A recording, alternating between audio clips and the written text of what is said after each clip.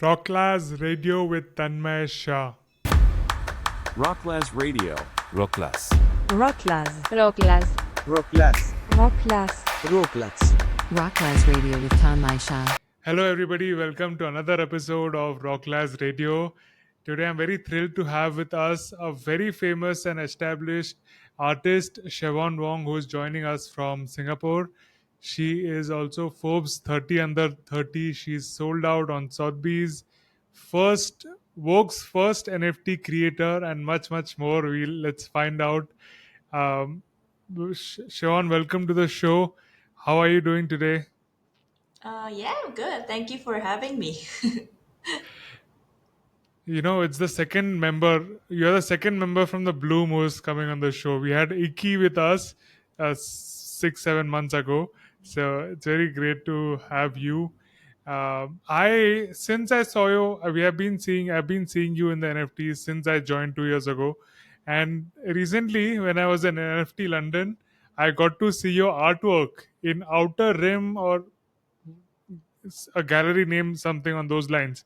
So it was a huge display of your artwork.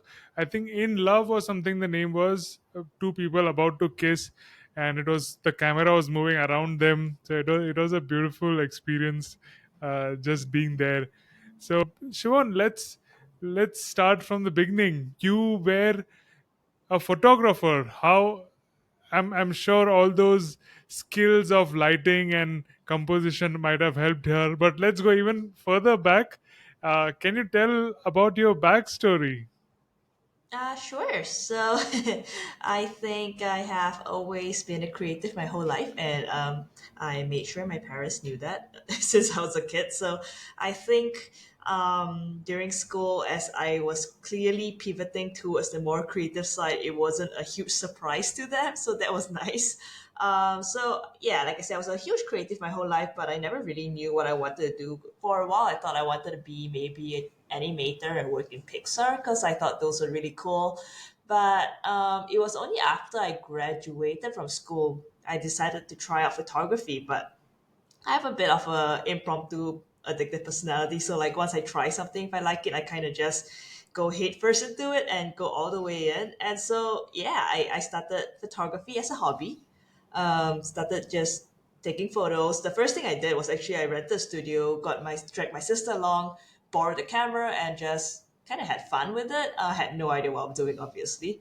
But after I did it once, I kind of just decided that it was fun enough for me to do it more. And as I started to do it more, I started to work with like different models, and then started to work with models, agencies, makeup artists, and soon I was building a portfolio where people were hiring me for jobs. And like it's obviously started out small jobs where it was like student designers who needed images for their fashion campaign for their schoolwork.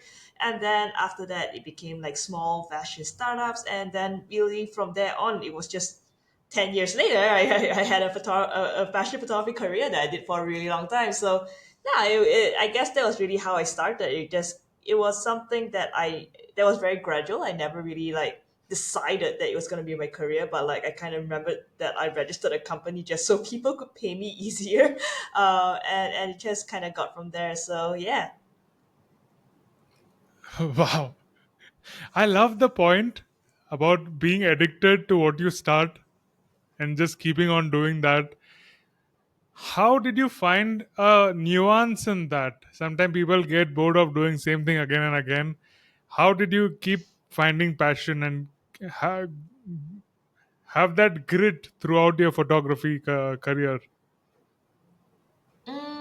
It's a good question. I think for me, I think the strongest, most important thing is that because I believe I'm a creative, right?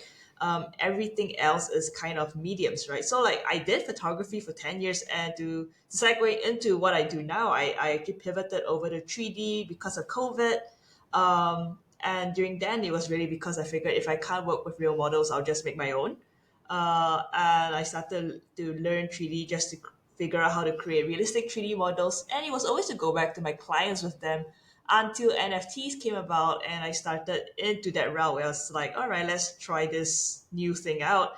And so I guess all of that is really to say that like creativity is something that I know that I have and will always be doing. Everything else is kind of just medium. So no matter what I am addicted to at that certain moment in my life is always to create in some way or another. So I guess being curious and being open to trying out new things and thinking that like all those new things that come into life is just different ways for a creative like me to explore, experiment, and try out more and go further in what I want to do and perhaps tell stories that I otherwise could not in my previous medium is kind of like something that draws me towards it. So I don't really have balance in my life.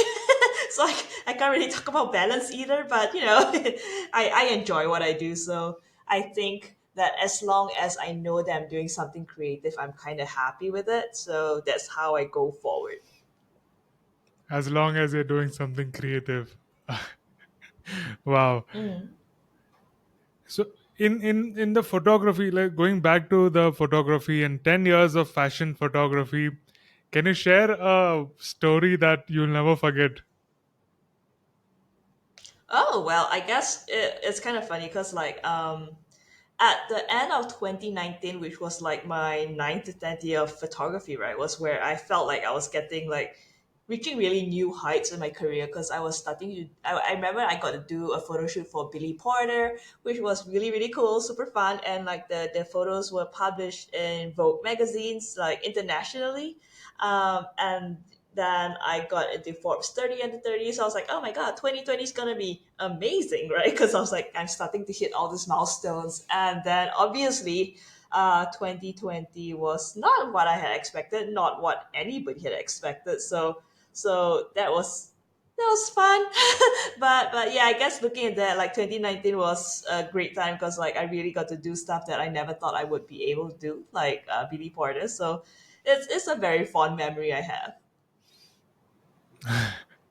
How times change and how you have to adapt, and new windows and roads open in the career. That's awesome.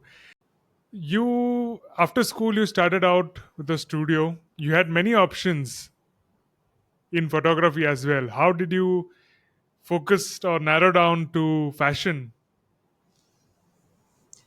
Oh, to be honest, I actually always knew I wanted to do fashion because, like, when the way I got stuck into it was one day I was flipping through fashion magazines and I was looking at images and I thought to myself, it can't be that hard. So I guess I had, like, going into photography, that was always the direction I wanted to go into. Like, even though I did attempt to try out other sorts of photography just so I know, I did stuff like product, I did stuff like food, I did stuff like events, weddings, etc.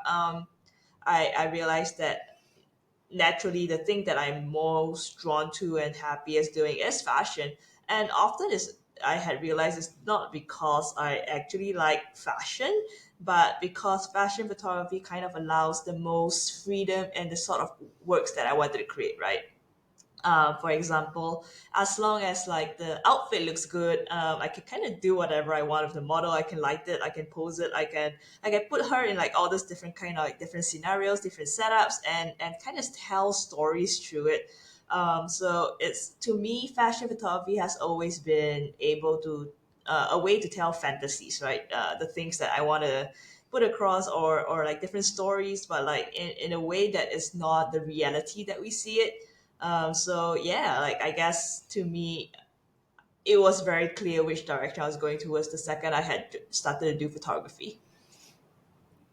Can we see some of your favorite fashion photographs? Oh yeah. Give me a second. I will open my previous website.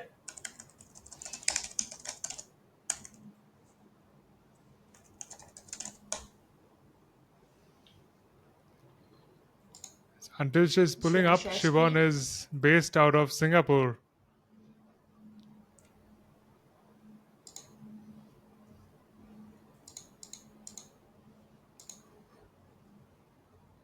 So all listeners from Singapore, do visit her exhibitions. Can you see my screen? Yes, it's loading, but I believe it is getting recorded. Yeah, I can see them now. Okay, okay. Yeah, okay. So this is just a scroll through my website of the different works I have done. It was really cool. Like I got to shoot for magazines like Cosmopolitan Hong Kong. This was from the photo shoot with Billy Porter. This was also for Cosmopolitan Hong Kong. And yeah, like I got to do really quite a lot of cool things. So like I'm really, really proud of the work I've done here. Um, let's see. I mean, I've always enjoyed doing fashion work. So like these are some of like the fashion editorials that I got to be part of.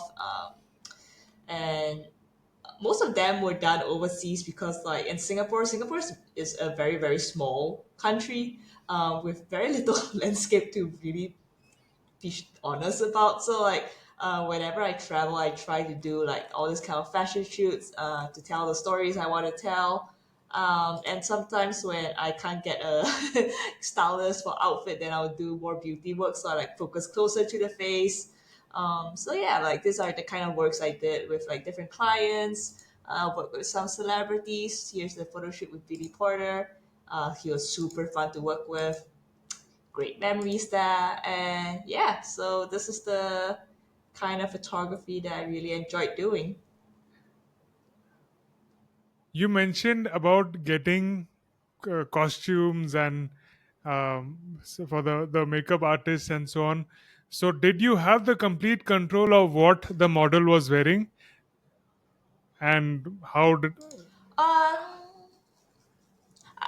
I would say so. Like the difference between fashion photography and what I do now is that fashion photography, I would say, has always been a very collaborative effort. So it's working with a great team of like people that I trust. So like that will include obviously the model, makeup artist, fashion stylist, sometimes a hairstylist, and then just trusting them that like they are good at what they do. So usually I will prepare a mood board of like what I kind of want and give them a bit of space of creative freedom for let them kind of interpret of like how they would want to bring their version of it across. And it's always a very collaborative effort with like obviously really good communication to make sure that we are all still on the same page. But yeah, I think that was one thing I do miss about what I did in fashion photography, was that just being able to work in a team and having all of them contribute, like all these really good creatives like contribute creatively to the project in a way that I perhaps would not have been able to see or would not be able to come up with, and then having the end result really just be something that is really cool. Yeah. Awesome, a lot of people to talk to and manage. What do you think is the toughest job of being a fashion photographer?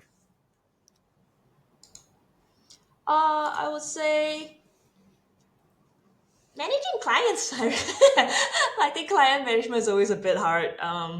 You kind of have to balance between like the vision that you have given the story that they ask you to tell, and then the vision that you come up with, and then still managing with like whether your vision fits their vision. That part can be somewhat frustrating, especially when if the people you speak to are not like creatives, but more of just people who are trying to check boxes or hit KPIs, etc. So yeah, it can be, that part can be a little difficult, but other than that, I truly enjoyed what I did. It was really, really fun. Can you share a story, one of the stories from that, as an example, and how you navigated your way Oh, I through mean, like that? I think it's like it's just very vague stories because like they're all kind of similar, right? You get a very stressed out client who isn't the boss, so like they have someone that they have to relay the information to, that they have to make sure that the work goes out well because they report to the boss. So and the worst is when clients aren't able to come on set, so like you're just sending them photos through like you take a photo, you send it through WhatsApp, and you hope that they see it fast enough for you to like work within it. So those are always very annoying, but you kind of just have to like deal with it. And then having clients who are indecisive is also really difficult because like sometimes you kind of need to move on, especially when there are like multiple images that need to be shot. Then you have the client who maybe is there but can't decide and then wants to relay it to their boss to make sure the boss is okay with it. Oh, those are always like hugely frustrating, but at the end of it, it's really not the worst thing on earth. So yeah. So, do you have a hack for that for other fashion photographers to manage this situation skillfully, especially for the clients who are indecisive or who are not able to come to a decision?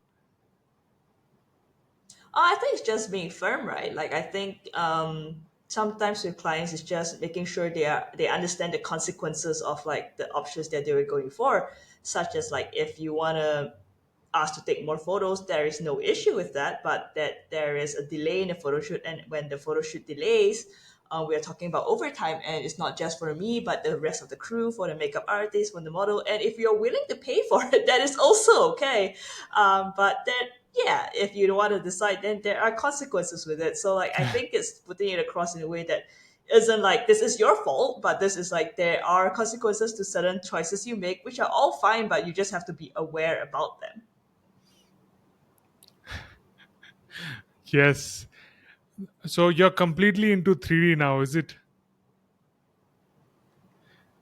Yeah, D- so like I think after I had pivoted from photography to 3D, as a creative, I would say that there's just so much more I could explore because like I no longer had to rely on like reality or physics or all that nonsense, and I can really just do whatever I want and put my models underwater or in space or have like makeup move across their faces. Creatively, there's just so much more I can explore. So the idea of going back to photography is slightly boring to me. It feels like there's just too much restraints where I kind of have to like book a studio, hire people, make sure that they're all available on the same date, on the same time, and etc. And it's a lot of like planning and organizing. Whereas now I kind of just sit in front of the computer and work as long as I want to. So I think it's a very different thing, but I do enjoy the creative freedom that comes with it. So you have all the control now, and there was hardly any control in fashion photography. When you got out of I would school, say there was control. There was still control. I wouldn't say I had no control. I would just say it's now I have like an obscene amount of control. yeah, I'm a 3D artist as well, so I can understand each and everything is in your control. So, and you have to be responsible for each and everything. Sometimes you take the sunlight from the Yes. sun as granted. Now you have to actually plan how many rays or how many shadows or from where, what all angles the light has to come. So it comes with its own challenges, Yes, yes. but I believe you can nail it. Definitely. So when you Yep, yep, yep. when you're getting out of school, would you, if you knew about 3D, would you rather be a fashion photographer or be a 3D artist? I guess I don't know. I would say that my photography journey has been hugely helpful in my 3D journey so far. So I don't think I would have done things differently, right? Because even in photography, learning about lighting took a long time to really understand how light works, and I think doing it physically is a lesson that really ingrains it in your brain because like like the results are harsher, right? Because like you kind of set up this whole light and then you realize that this huge lighting stand that you just set up is giving a softer light that you expect, and you're like, okay, I need a harsher light. And then like you start to learn lighting a lot faster because it is a pain to set things up. And just having that knowledge and then bringing that into 3D has been immensely helpful. Even the posing of my models, composition of like the scene, I think all of this were hugely helpful. So I think having that photography journey was really good for me as I got into 3D because like it really built the foundation. And like I would say even if you look at the visual style that was in my photography and you look at my style in 3D right now, that there's a lot of similarities. And it's not as though that I got into 3D as a new artist, but I'm really bringing a lot of the things I learned, the visual style, the colors I like, the lighting that I like, and I was just bringing all of them wholesale into 3D. So I guess, yeah, going into photography just made a lot of sense for me, especially in this journey that I took. I got into 3D directly. So for me to, I can Mm. understand what you're saying, because to do those things physically, change the lighting, like you're moving and your whole day goes into it. I'm pretty sure that is permanently ingrained in your heads of what is to do and what is not to do. As Yep. as somebody who's directly come into 3D, I sometimes have to go through videos of photographers to understand lightings and composition better. So that's an edge. So I believe whatever happened for good. Yeah, yeah. I agree. I agree. So as we're talking about 3D, let's see some of your favorite 3D works. Sure. Give me a second.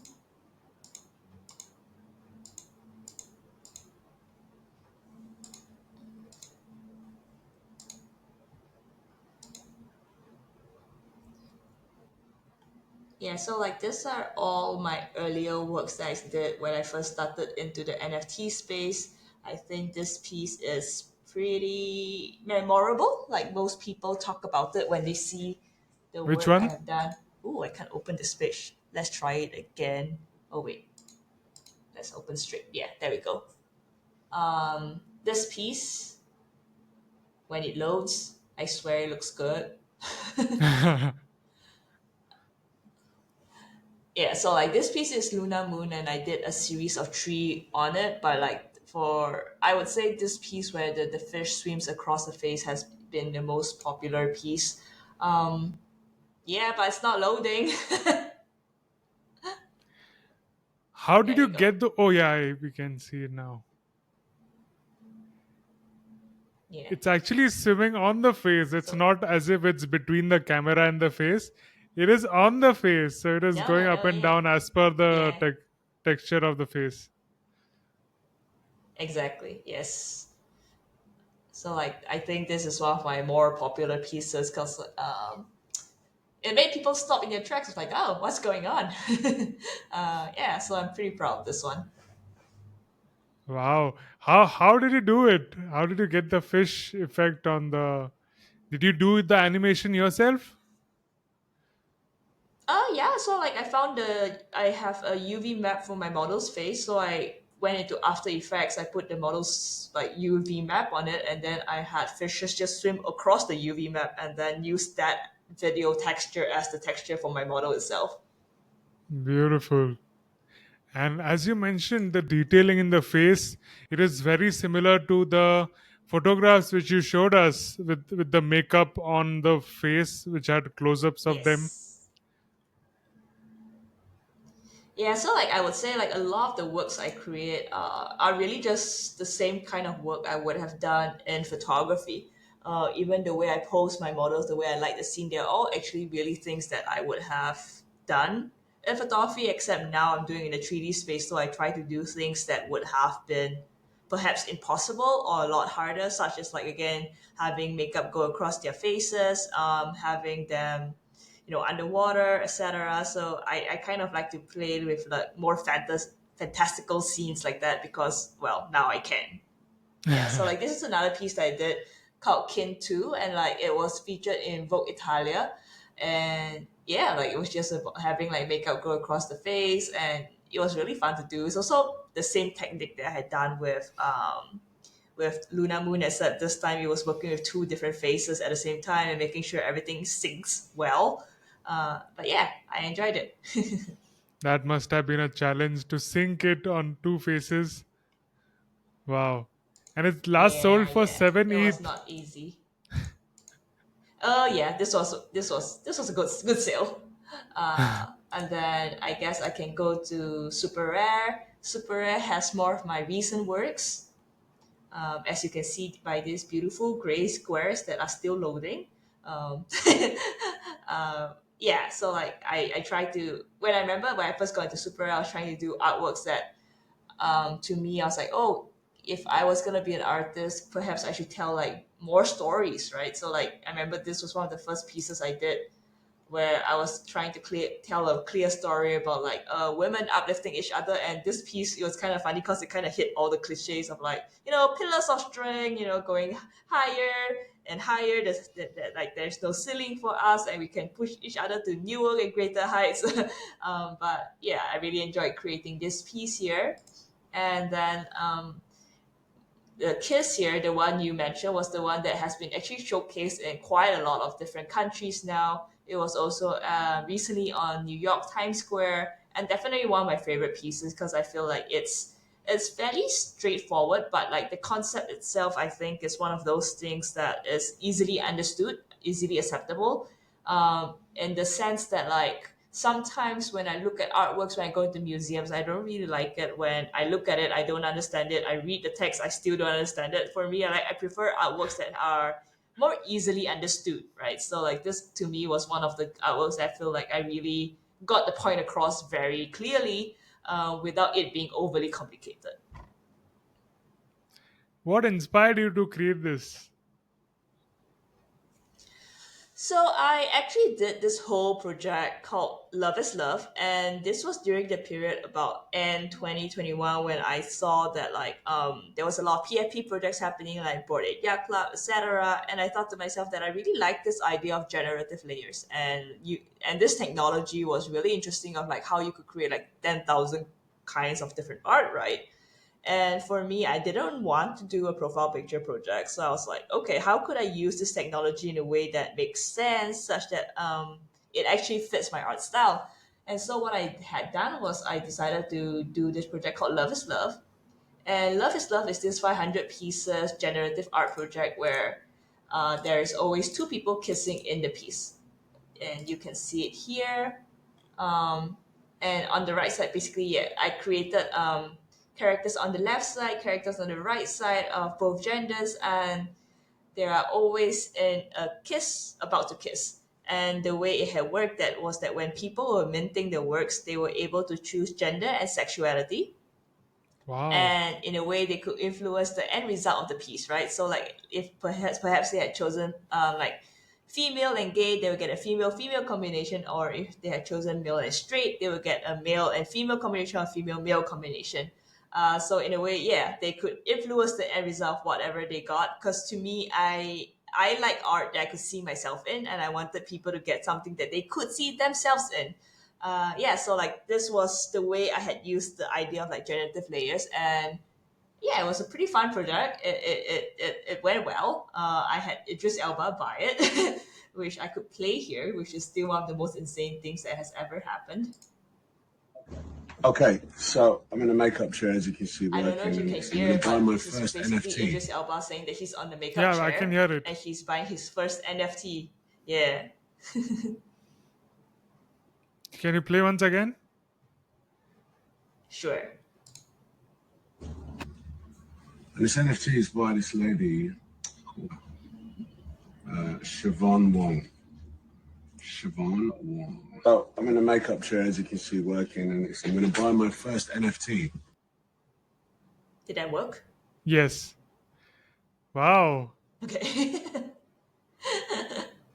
Yeah, so that was pretty cool. Definitely one of the more insane things that have ever happened to me.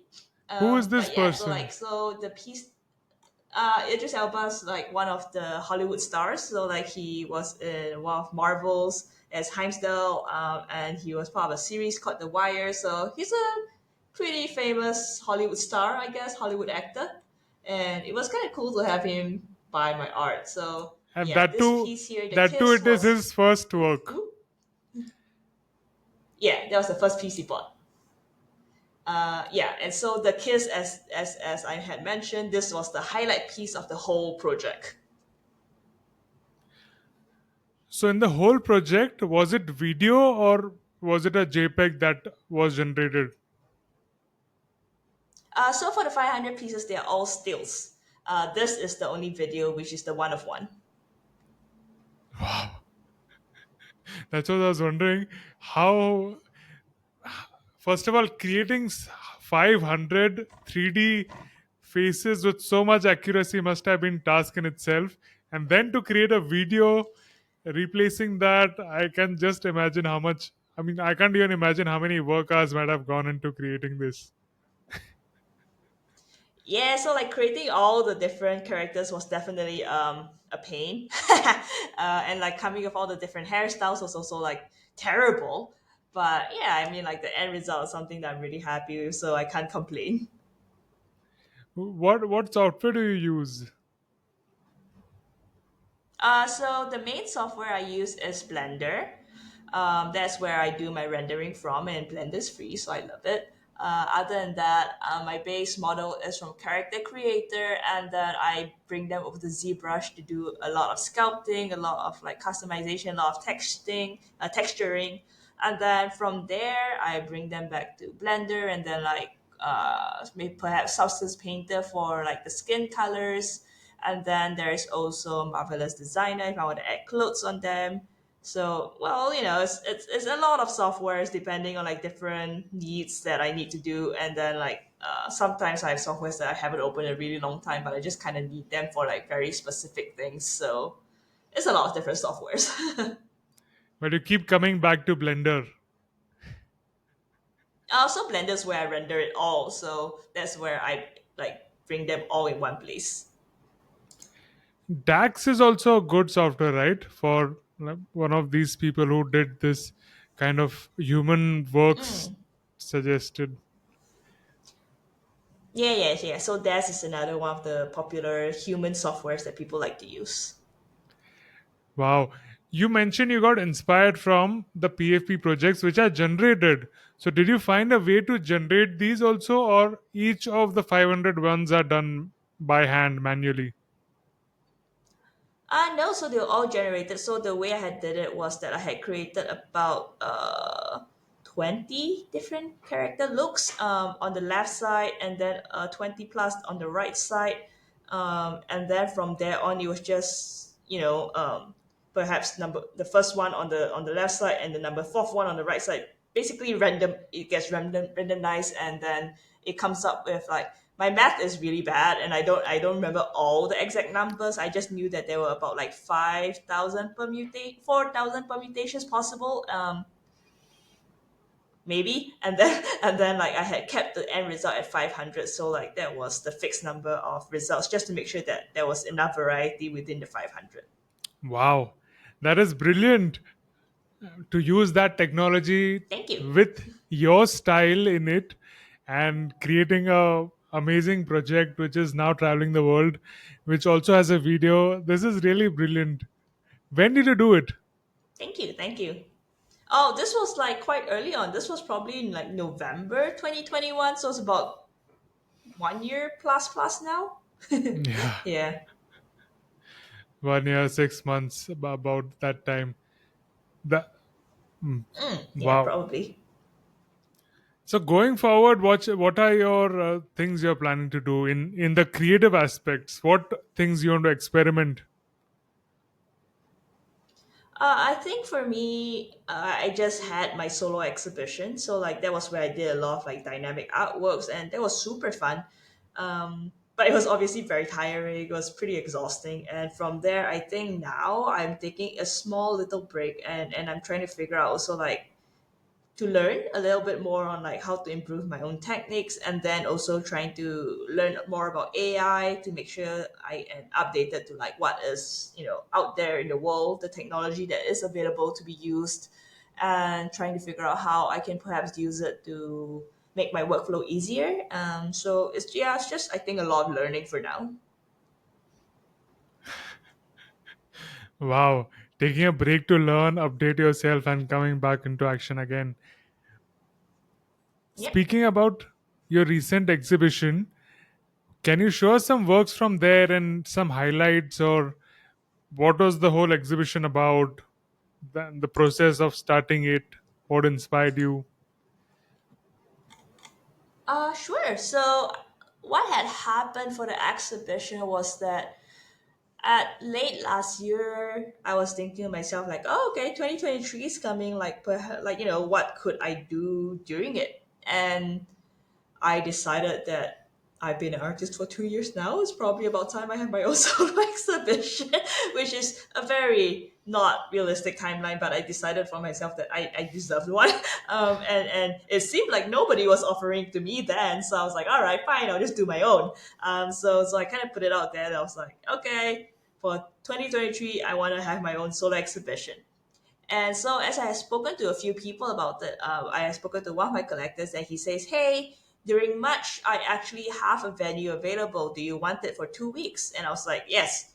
And it was kind of Wow. funny because when I had said yes, then I had like nothing available. I had no art done. I was like, just yeah, sure, I'll have something by then. So once I said yes to that, I was just like, all right, full speed ahead.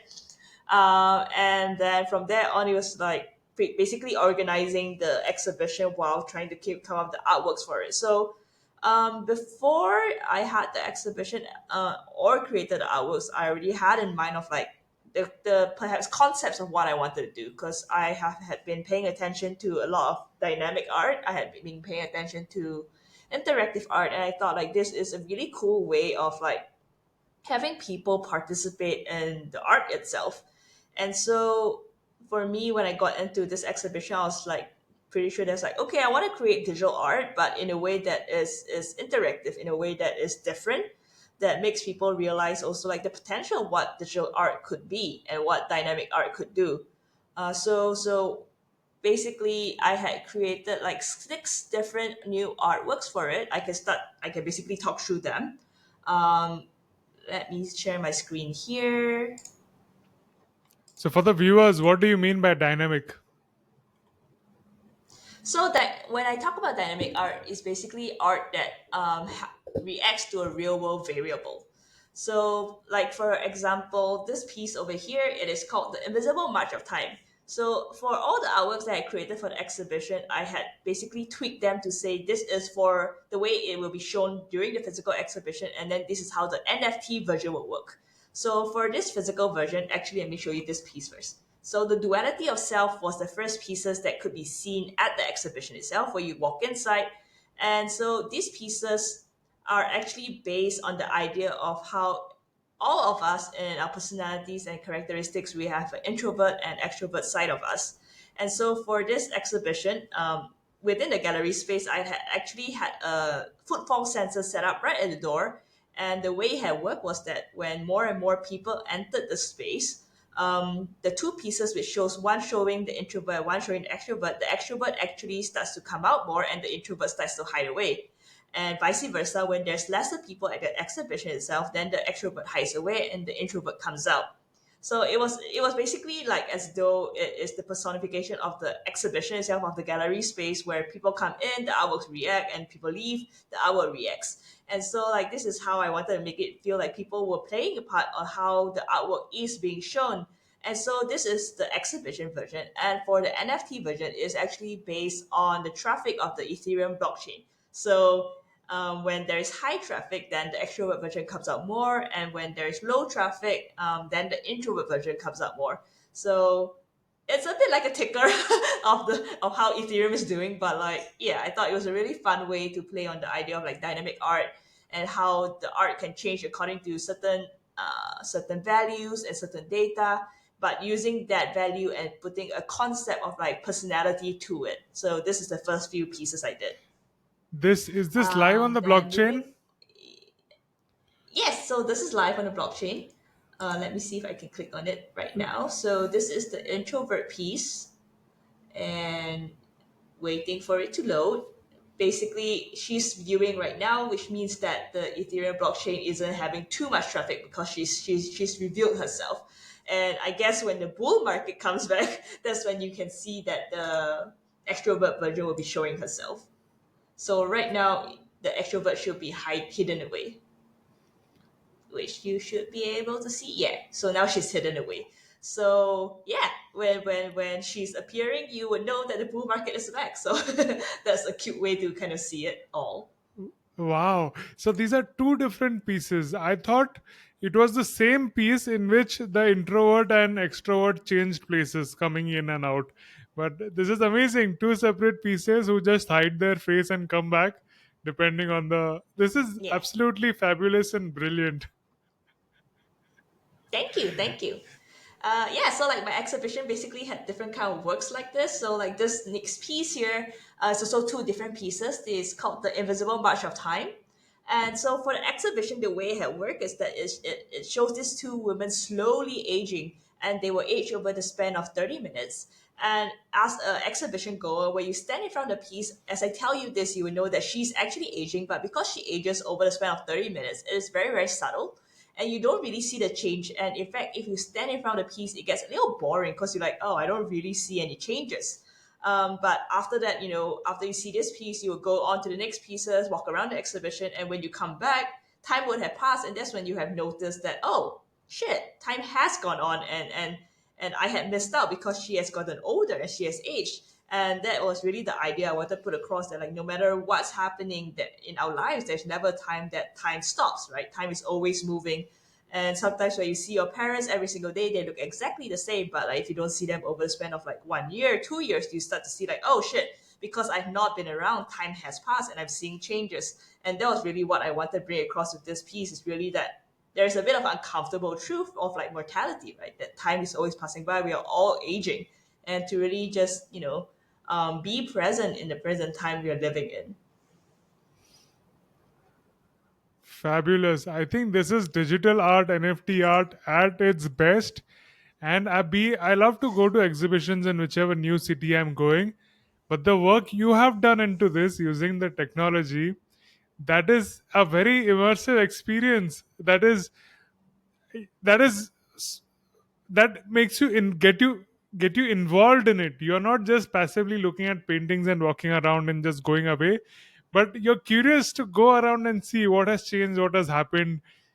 So it keeps you involved. Attention is, people are very active in seeing the pieces, seeing the story behind it, and on top of it you have got some amazing stories that combine all these pearls together in a necklace. So really, kudos, hats off to you.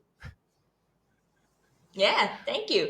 For me, I guess is yeah, I really felt like, this is such a interesting technology, and to be able to do something that perhaps people did not know was possible and being able to show it to them was something that was definitely a goal of mine. Because even like, so for this piece, I had also the NFT version, right? And for the NFT version, I would tell people that for the piece that is minted on the blockchain, the way it was done is that it's actually directly tied to me, the artist, in that sense that like it is tied to my age and it actually ages along with me. So right now, the Oh, version you see, I am 32 this year and she's 32. And every year on my birthday is when she actually ages to the next stage. And so she's programmed to age once every year, all the way to she's 100 years old, meaning when I'm 100, right? And the idea of it is also that if perhaps I don't get to 100, the piece literally lives on without me. And so like it's really to put across the idea of like the kind of like a legacy of like, look at this artwork going older, and she will always be aging, and at the end of 100 she is programmed to restart again, right? And I had actually spoken to a collector about that, and one of the collector, he's about 2 decades older than me, and he was saying that like it was a bit uncomfortable at thinking about this piece because it made him realize that he will actually never see the end of this artwork, right? Because he would have to be oh. 120. But yeah, I thought it was such an interesting way to also bring up the conversation about it, right? It is a very uncomfortable thought sometimes, again, mortality, but I feel like art is such a good way to bring up conversations about it, to make people think about it. Yeah, so What like the happens way this was after just another example. what happens after 100? Is she reborn? Yeah, so she will fade to black, and then again she will start to fade back in again. So like the age that she fades back in is about like 16 years old. So like a younger version of her. She never starts from a baby, but like a younger version of her, and then she gets older and older. So you literally made 16 to 100. That's 24, and 84 versions of this art. Yeah, actually I can show you the age version. Give me a second. Give me a second. Is this the long or short version? Oh yeah, okay.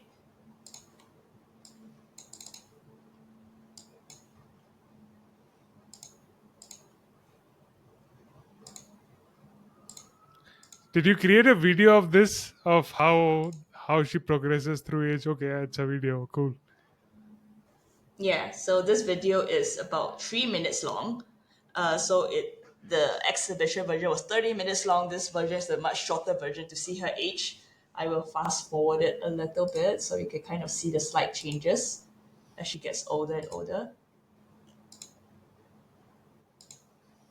Yeah, so like if you stood in front of the piece, it's actually very, very subtle. You don't really see the changes very much. Like, okay, you can see the hair changing from here. It was quite sudden. But yeah, as she gets older and older. But hair turning white is actually quite sudden, right? It happens in a year or Yeah, I mean, two. like, It is. yeah, I mean, like, suddenly people's like, I have white hair, and suddenly, like, oh my god, I have only white hair. How did you might have studied anatomy very closely for creating this one? How, like, each of the wrinkles and the face and the structure? How did you go about it? Yeah, yeah, I have a lot of old people faces on my computer. Trying to figure out how wrinkles work. And then yeah, it's a lot of time, but it was fun staring at how people get old and like realizing like how your face kind of sags a little bit, like the fat pads all sag down. You're not held up by like the bounciness of your skin anymore. Yeah. We have seen the end result, but I'm sure there's so much work and so much ingenious time you have spent behind it. So can you take us through a process of creating art? How do you conceive the idea? How do you work on it, and how do you see it getting completed and then displayed? Well, I mean, to be honest, there is it's really not a straight line. Even now, I'm working on a piece right now, and I just kind of go through cycles of loving it and hating it, and I'll be like, oh, this looks okay. Then the next day, going like, no, that was nope, this is shit. And then looking for references and coming. So like some artworks, I do get to the end result a lot faster, and sometimes it's a lot of ding dong in between. Like I hate it, I love it. So it really isn't a straight route. It kind of just like yeah. Sometimes you kind of have to follow your gut, but like it takes a while to know what your gut is saying. I've heard about two kind of artists. There are somebody who before they start they know exactly what they want on the canvas. This is something I'm visualizing and this is Mm, what I'm going to create, and they come out with that. But mm, there's some other people, mm. like I'm also one of them, who just start creating, playing with colors, and uh, let the intuition or the colors show you the way. So which category do you fall in, or how do you sit I'm down definitely on a a second. notepad? Okay. I am not organized in any way. It's definitely a second of like just throwing things on the wall and then trying to see what sticks on and be like, oh, the way sometimes the way I describe the way I do art is I kind of just like go to a corner and just like puke bleh, and then like prod it with a stick until I see something that looks good and then I go to the other corner and then like puke again and prod it with a stick and then like oh these two things have potential, let's put them together and see how it works. So yeah, it's a lot of like throwing things on the wall and seeing what sticks for me. So do you do that on a storyboard in 2D sketching, or do you directly push in people in 3D in Blender? No. Yeah, I just do it all in 3D and that's why it takes so long because I'm like, okay, I post her and I'll be like, wait, no, I hate it. It's like, all right, let's repost her. So, but it is what it is. So suppose for the idea of the introverts and extroverts, how did that come about? Oh, that is actually the funny one that you talk about because I had a created. I knew that I wanted two faces. That was kind of all I got. So I was like, okay, two different faces, but same face, just different looks. And I actually had original version that I created, and I was about 70% there to finishing it when and this was like about 3 to 4 weeks before the exhibition was gonna start, and that was when I decided I hated it. I decided like you know what I hate it. And then I decided to restart it. So yeah, I have very vague idea of what I want. It's just really just throwing stuff at a wall until like, okay, this works, and then that works, and then that works, and then putting it all together and seeing like, do I still like it or do I already hate it? And then going from there. So it's really not a straight line for me at all. And when do you start writing the story about it? As you mentioned about age and mortality and extrovert and introvert. You have got amazing stories, even the Oh, love for the love. When does the story come out? so I would so like for those pieces, the concept I would have it already. It's just I don't have the visual for it. So like the concept, usually I would have the base idea of like, I know that like for introvert extrovert, I wanted one version that will be stronger looking and more confident looking, and then the other one a little more shy, and they will both fade away in their own way. Like for the aging version, I was like, I know I will have a woman who is beautifully lit, and she would just slowly age.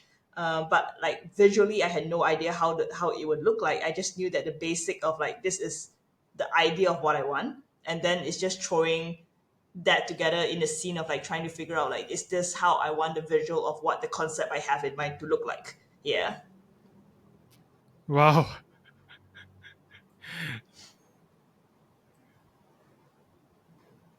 You came out with these ideas and tested out what works in such a short period of time. Even for the exhibition, it was very quick. Mm. So, did you have so much confidence that, okay, I'll Yeah. be having these artworks ready by then? I like to challenge myself, I guess. It was a bit stressful, obviously. Um, yeah, I think I sometimes deadlines kind of push me to go further. I think it was one of those things that like I could have taken more time to do it, but I would have procrastinated if I had too much time anyway. So it was kind of good to have a deadline to like, okay, you have to produce something by then, and you have to like it by then, right? So like, and then like deciding that I do not like this and having to make the quick decision of like dumping it and restarting, all of it. It was a very very stressful period, but it worked out, so I'm happy. It all works out in the end. But I love the fact that you challenge yourself so much and that you said, it's been 2 years, I'm an artist. I need to have an exhibition. So just 2 years, I want to have an exhibition. That attitude that you went in with is something very awesome. Yeah, Really I don't know, appreciate. like some people were telling me like people have told me like, oh my god, you're so brave and like so confident, and I think half of it's just I'm really impatient. Like I'm just impatient and I want things now. And so I think sometimes that is what pushes me forward. It's not that like I am like, oh, I am so brave. I honestly half the time I tell my I feel like I have no idea what I'm doing, but kind of is the fun about this space, right? Like the realization that literally nobody knows what they're doing. Everybody's just kind of winging it, right? So I might as well wing it and see what I can get out of it and what I can do. So yeah, I was impatient and I just wanted it. Wow. So you want it, go get it. It's as simple as that, I can see. Basically. Simple to say, but difficult to do.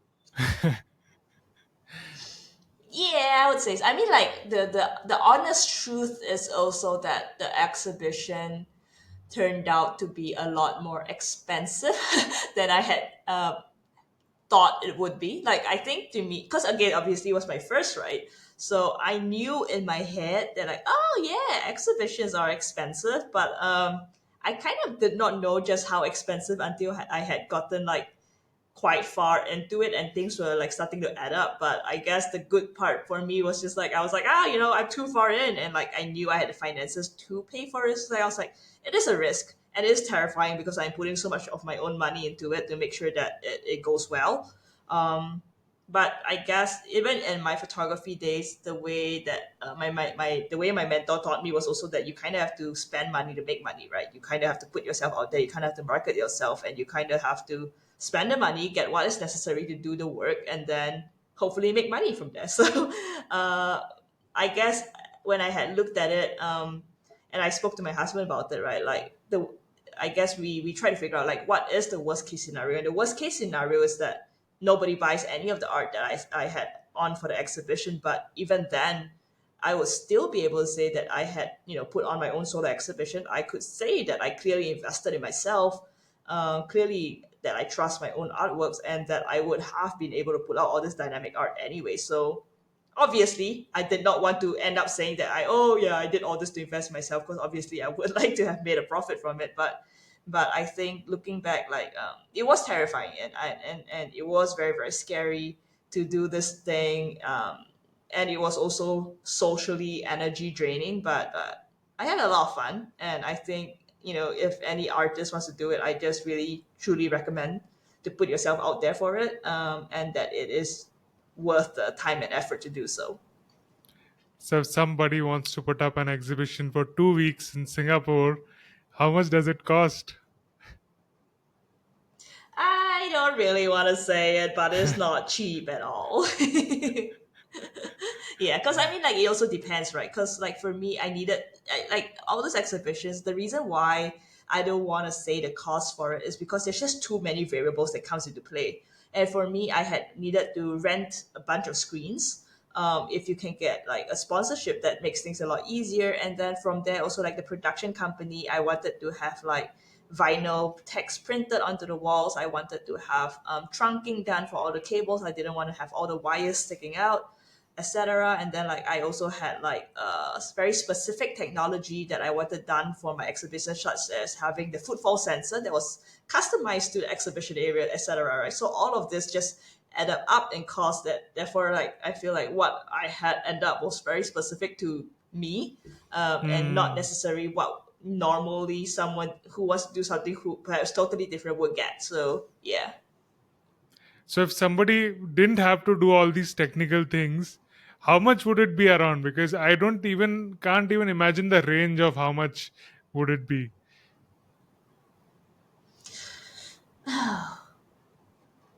I mean, maybe 10 to 20K sing for people who don't want to do like digital stuff, like perhaps if they already had artworks. Um, and it also depends how much of the production company they need, right? Like if they don't have screens, then they wouldn't need cable trunking. Would they need vinyl prints? Would they need text? Yeah, so it really depends. And like depending on the Hmm. space, the size, and how many artworks you want shown. Yeah, so the range gets very, very big from there. Wow. And Singapore is definitely one of the most more expensive cities of the world. So you need to consider that Yeah, aspect. that too.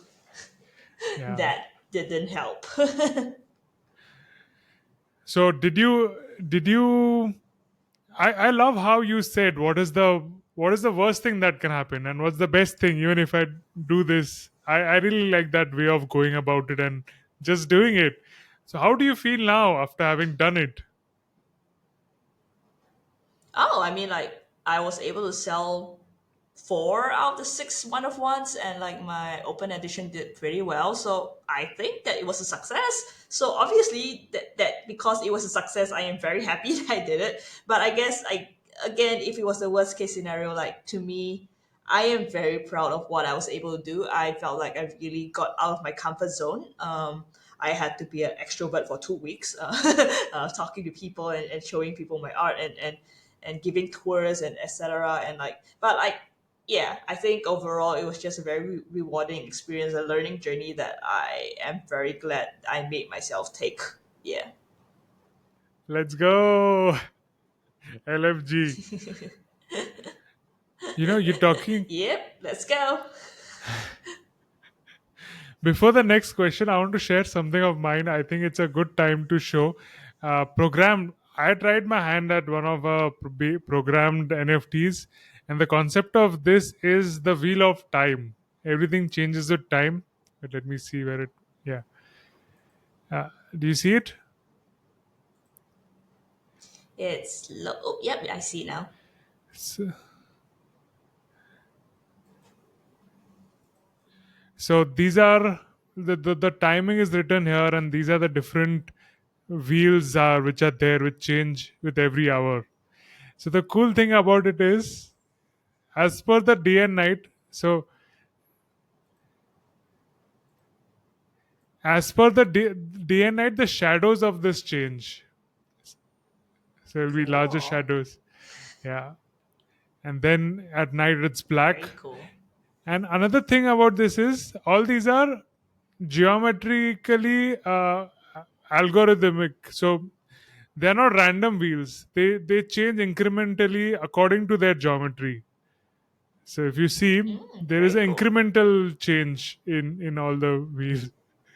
So yeah, this is an NFT Very that cool. changes with time, and different aspects have covered. Everything is done in 3D. So there's an ivy here, Mona Lisa. Everything is very very different from each other.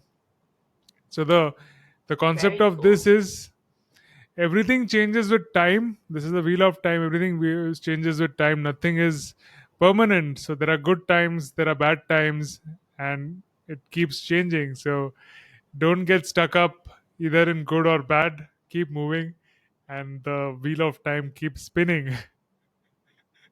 I wanted to Nice. do. Yeah. I I like wanted that. I wanted to do something related to time. So I was thinking what can be done. So I said, okay, let's just make a wheel of time. Because the speciality of this is that it changes with time. So 24 hours, Mm, 24 different versions of it. Every hour there's a new version of it. And throughout 365 days there will be different versions of it, as you can see in one screen over here. So yeah, this is one of my experiments with dynamic NFT. yeah, that is very cool. All right, back to you. You have done exhibition. You have been Forbes 30 and the 30. Sotheby's is done from your checklist. What next? To be fair, I think the last 2 years has been a bit insane. It's kind of hard to say what is next because I think the space moves so quickly. It's almost hard to predict like what happens in the next 3 months, what happens in the next 6 months, right? Like the pop of AI and the way AI has improved over the last few months has also been pretty crazy. So I'm kind of just open to like different opportunities that come along. Obviously, I'm at a stage of trying like because I also want to take the time to improve what I know and learn. It's very hard to work while learning at the same time. So I also like wanted to take some time to learn. I installed Stable Diffusion. I'm trying to play with it, trying to understand it more, trying to figure out like how I can use it in my workflow. Um, but yeah, like there's definitely a few things that I'm currently working on, but they are not confirmed yet, so there's not much to say about it. But I think it's just a lot more exploring and experimenting to see what else I can do with my artwork. Yeah. Wow, I can add one more to the checklist. Exhibiting in next to Mona Lisa in the Louvre. Yeah, yeah. Well, I mean, the Louvre is a bit difficult considering that most people exhibited in it are all dead. Ah, Which so that I would like to stay alive a little bit longer. But yeah, maybe when I'm dead one day, I can be in the Louvre too. but who said you need to be dead for that? You can be the first artist alive who's displaying. Maybe. But I could aim for the contemporary museums that do focus on like living artists. So like you know, I don't have to go for the spots that belong to the dead yet. I think there's still much potential for those who are living. Awesome. So, can you tell us about Sotheby's? And I would also hear, would also love to hear about 30 and the 30. So, let's hear about Sotheby's. What was that, and how did it happen?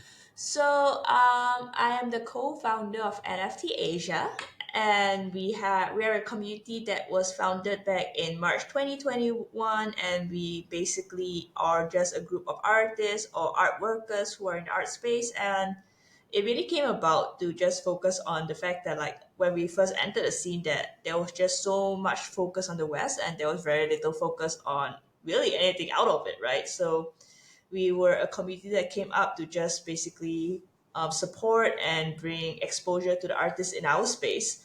And after the last 2 years, we have been built up to obviously to be an increasingly bigger and bigger community of artists. And naturally, when the world started opening up, people would come to us because they would say stuff like, "Oh, I don't know any Asian artists," even though in my opinion, I don't know why, considering there's so many of us. But anyway, people come to us looking for Asian artists because they want to, showcase Asian artists, etc. So we would know, obviously, from our community, quite a lot of them. And so when it was late last year, I think late 2022, when we were approached by Sotheby's and Digital Art Fair Hong Kong to say like, hey, they were looking for Asian artists in the NFT space to do an auction with them. And so we came up with like a few artist name, and one of my name was part of the list, and we submitted the list, and they had chosen four artists, and basically my name was also chosen within it, so I got to be part of this auction with Sotheby's, which was pretty cool. Can you show us that art which was auctioned in Hong Kong? Sure, give me a second. So this was in December 2022. When did this happen? December, November, end of last year, around there. Give me a second. Yeah, so this was the piece that was shown on Sotheby's. Wow. Yeah, let me see if I can find the page itself. Yeah, so this is on the Sotheby's website itself.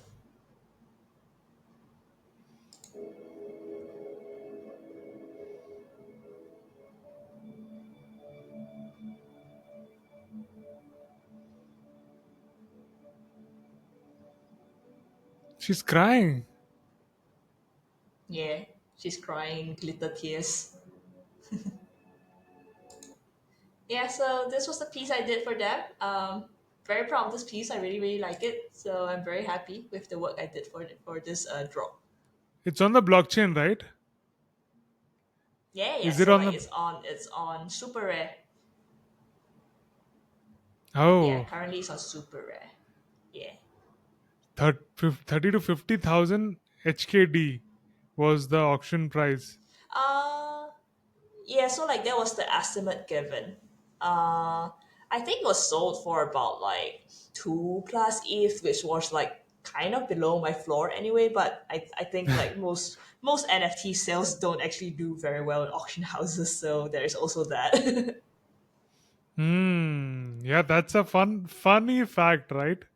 Uh, people want to display works Well, around the world. it's yeah, so like I think everybody, for me, like the reason why I had wanted to do Sotheby's was also just based on the fact that like it's social proof, right? Like people know the name Sotheby's, and to be able to say that I've done something with them is somehow impressive. So that was one of the main reasons I wanted to do something with them. But like in the NFT space, it is definitely difficult because like so many of the collectors in the NFT space come from crypto Twitter, and from crypto Twitter, there's always the ethos of like anonymity.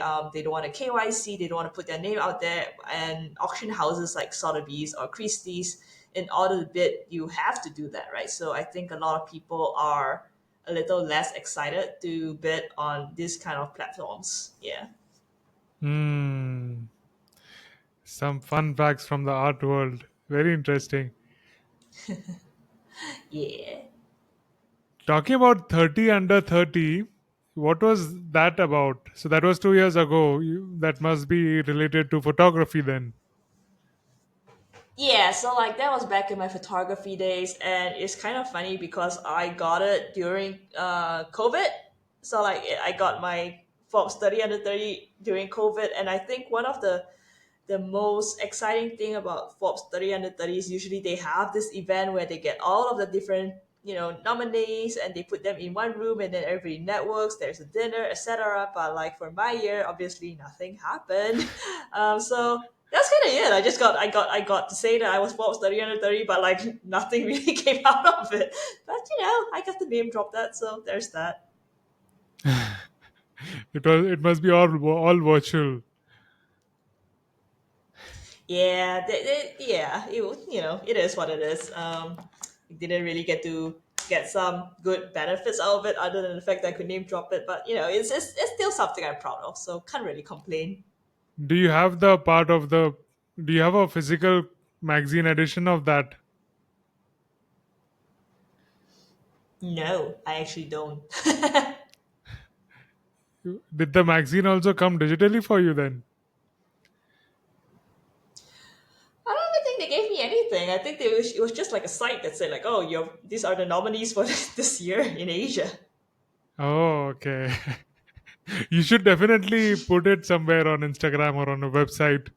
So, as you're saying again about the social proof, in which category you came in?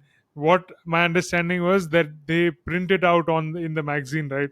So there's a cover photo and there's a whole list inside. It so I believe that could be something cool to see, and you can order that edition. Like Yeah, ask them to send that it's particular true. edition. I think it's fine. I think like I mean like when I say that I'm Forbes 30 under 30, people don't think that I'm lying, so I think it's okay. Yeah, it's fun. It's a good many. It's a benchmark, or many people have a aim to come in the Forbes list, and I believe these days the value the Forbes is having is just for the list. I don't know how many even read the Mm. magazines these days, but yeah, that is something really. Yeah, it's true. I was Uh, kind of just happy because I got it when I turned 30. So if I didn't get it, then yeah, I wouldn't have a chance to get it at all. So I was pretty happy I you, got it. you'd be 40 under 40 then. That's Fortune magazine, isn't it? Yeah. Maybe I'll try. I'm definitely bullish on you, and I'm going to see you there. In fact, yesterday we spoke to a lady who was under 40. Cool, Tal cool, cool. That's cool. Tal Navarro from the West Coast in US. Yeah, just dropping it out there. You check out, guys. Check out for that episode too. It might appear over here somewhere in the cards. All right. Are you a full time artist now? Full time 3D Yes, or this is full all time I do. NFT?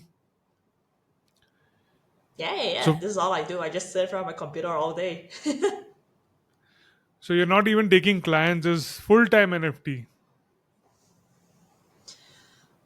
I mean, like I am in conversation with commercial clients and stuff, but like, I think right now for me, because I've taken on the role as an artist, is also kind of interesting because people approach me not necessarily as like they used to, because like I guess when I was a fashion photographer and clients approached me was very much like, here's my mood board, here's what I want you to do, can you do it? And I'll be like, yes, I can do it, I can do your mood board, I can add my own flair to it, but like this is what something I can do, right? But ever since going to NFT space and taking on the roles as an artist, whenever I do get approached now by brands, it's very much like, oh, we like what you do.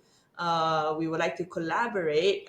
This is what we kind of want, but like we want it in your style, in the way you do things. So, yeah, I mean, like, it's been kind of cool the different opportunities I've gotten. Like I've worked with like Vogue, I've worked with Bang and Olufsen, and I think I am very fortunate because I'm at a stage where I can kind of pick and choose whichever jobs that I think would be I feel ideal for the art style that I do that I would actually enjoy doing. So yeah, it's been good.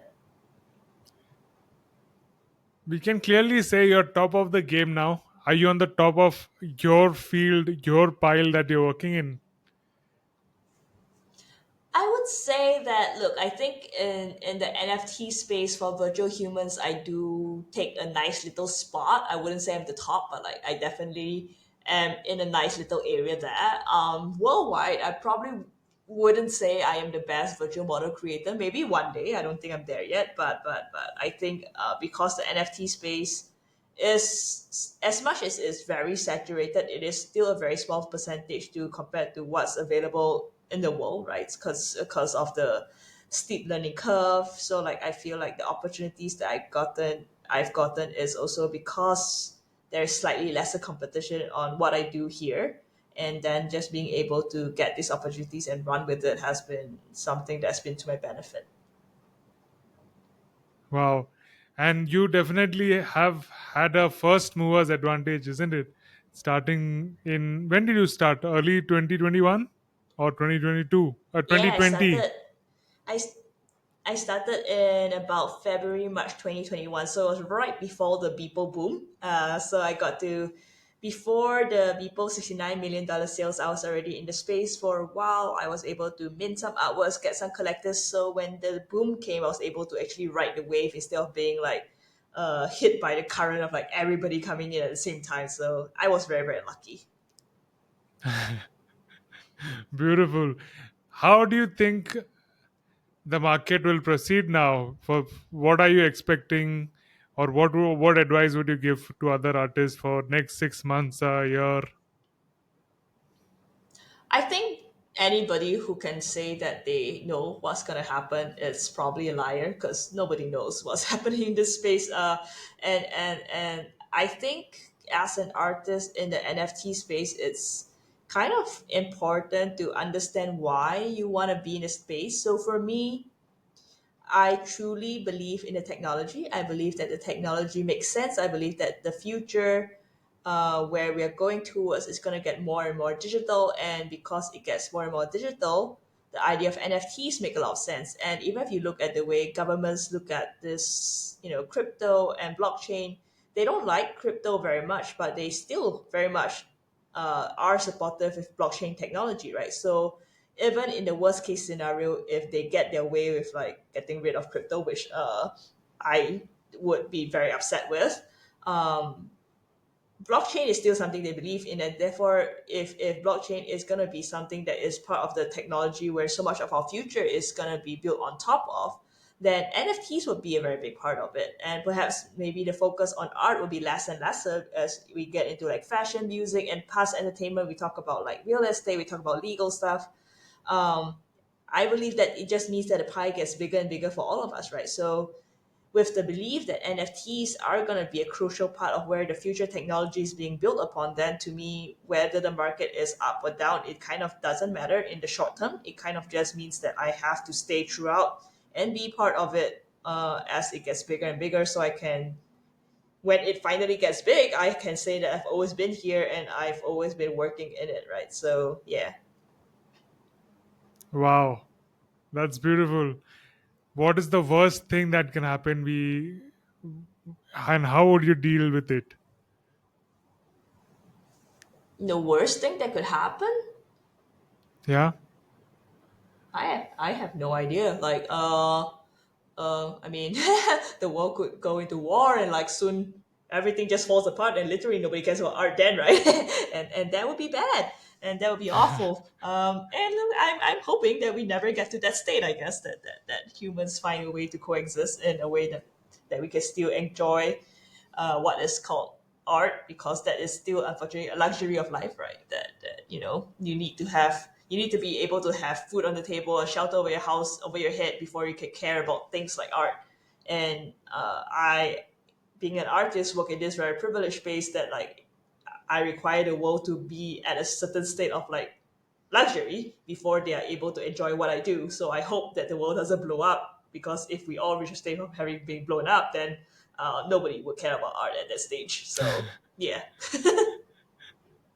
Let's go. And that's the best. Like what you said, the the worst thing that can happen is death, right? World blowing up, and there's nothing. So nothing to worry about. What's the big deal? Everybody is got to die. So just keep creating. Be bullish on the technology is what I'm taking from this. Yeah, close enough. What are some marketing tips or tips for artists to sell their works or promote their works? Mm, there's no magic answer to this question. I think it's more of understanding. I think there's a lot of accepting reality, right? I think a lot of artists, we come into the space, we are naturally very idealistic because we are like hopeful little creatures who just want to do beautiful things for the world. But like the world can be a bit of a shit place, and I think that certain realities need to be accepted if you want to be in this space of surviving in this space, right? And one of them is just that the world doesn't care what you think you deserve.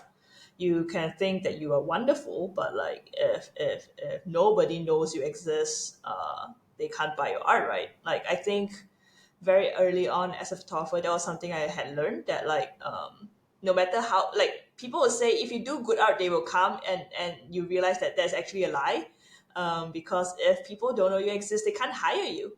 And so the truth is that if you want to be seen you just have to make sure that you are impossible to ignore.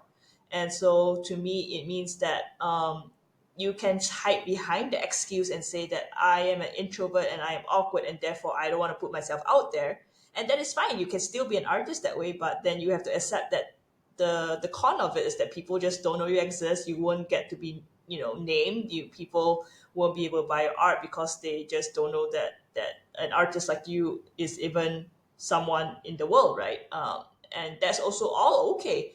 But if you are an artist who says that you want to be known, you want to be seen, you want to be on top, you want people to buy your art, then you have to take on the con of the other side, which is that you have to put yourself out there, you have to socialize, you have to network, you have to DM people, you have to go out of your comfort zone to make sure that people know you exist, you have to say things, you have to go on Twitter spaces, and it is a lot of work, and sometimes it takes you away from the art. But to me, again, it's about pros and cons. Like for me, my pro is that I get to be a full-time artist, and that my con is that sometimes I can't just do art. I have to market myself, I have to do Twitter spaces, I have to do podcasts like this. I have to take out time to make sure that people know that I am who I am, where I've gotten, and the things that I do.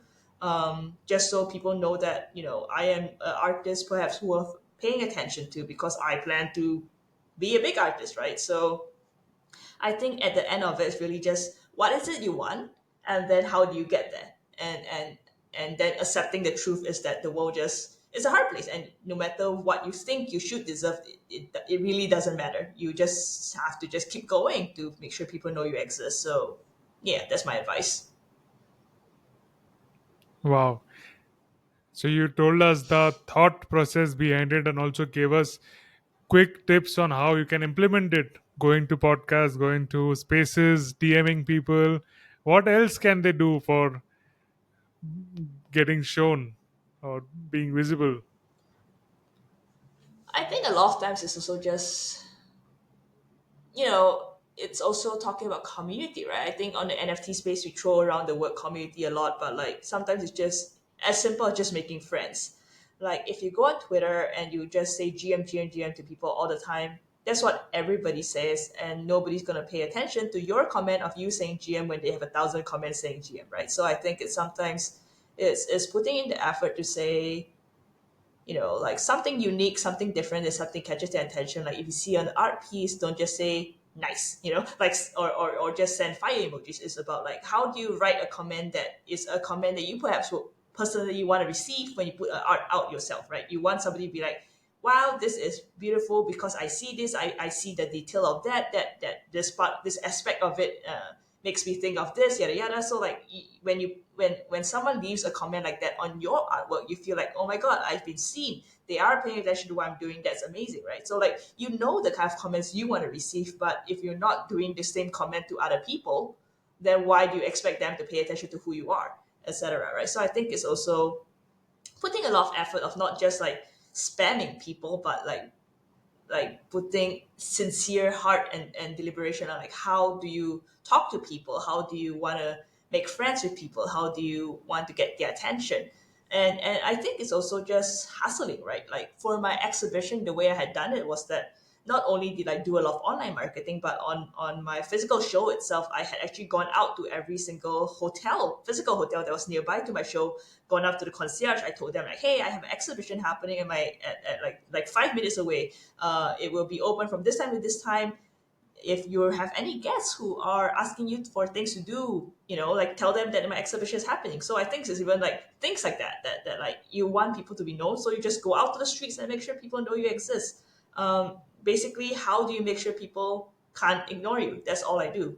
Like when I first entered the space, my goal was very simple. My goal is that like I want to be seen literally everywhere, and if I am seen everywhere, then people have to be paying attention to me, right? So yeah, I think it's a lot of that of like how do you put yourself in a way that is shown, but you're not just another noise in a very, very, very noisy space. Amazing, amazing. Thanks for sharing that tip and your experience with going out to the concierge and even doing that in real life, not just on spaces and things like that. How do you think marketing is happening at these times? Because there are very less collect. I host spaces. I've hosted over 60, 65 spaces consistently every week for last 1 year to 3 4 months, but what I'm seeing is number of collectors are not that many as they were there 6 months ago or in 2021. Like everything after 2021 has been downhill.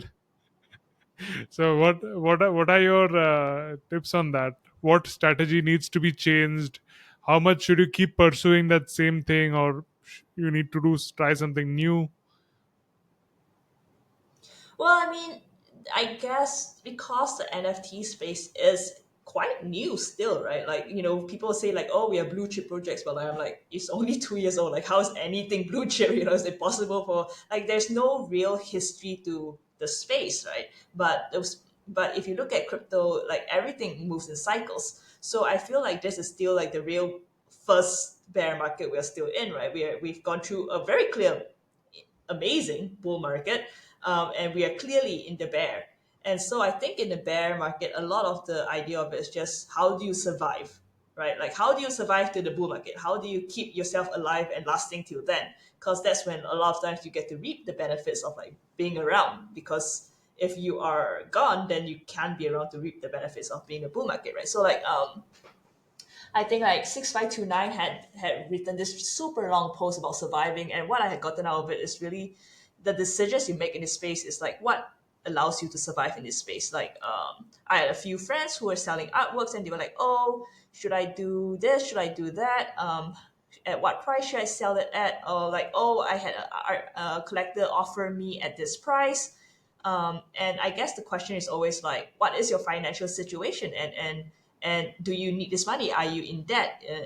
Would this help you stay longer in the space? Because as long as it helps you stay longer in the space, I think the answer is you should do it. Because at the end of it, the most important thing is that you are actually staying in the space, right? Because like once you quit, you're out, right? And you can come back, but you lose all the like time that of credibility of like, oh, you have actually lasted through the bear market to make sure that people still know you exist. And when you come back to the bull market, like instead of like coming back to the bull and like you're suddenly a nobody, right? So I think it's a lot of like still grinding and still putting down the hard work of just like doing it, even though the collectors are lesser, people aren't seeing it. And but like I think the consistency is something that is respected when the bull market comes back. So yeah. Let's go. Stay strong, hustle on. Prove your metal.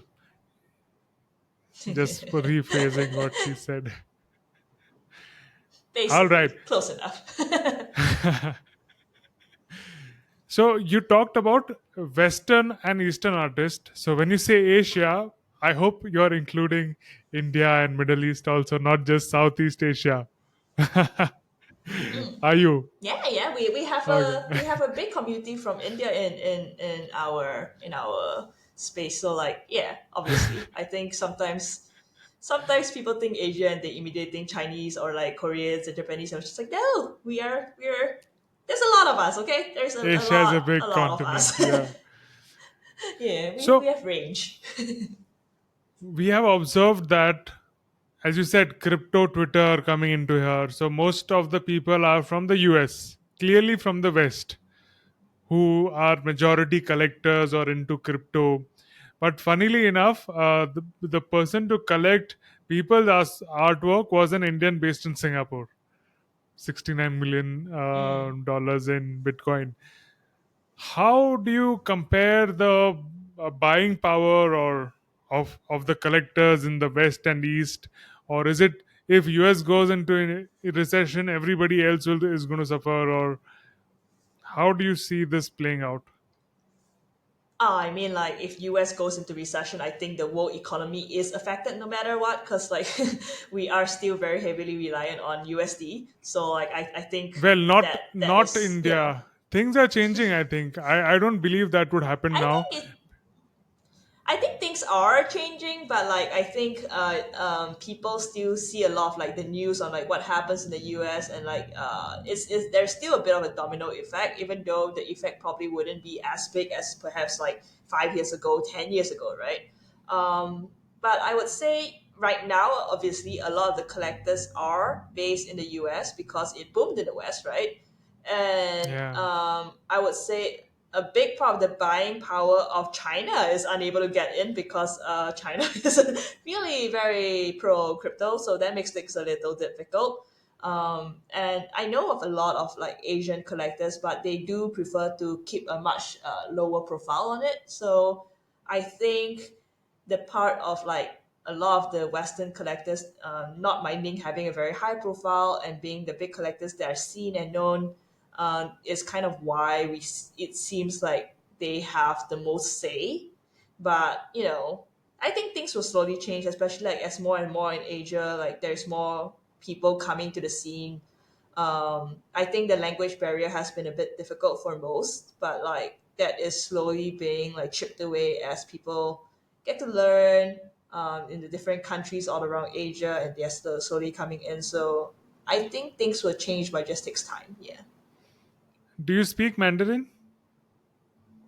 terribly, but yes. So you can maybe be a link between the West and the East or China. I mean, I mean, I welcoming was those recently market in into. China. Hmm.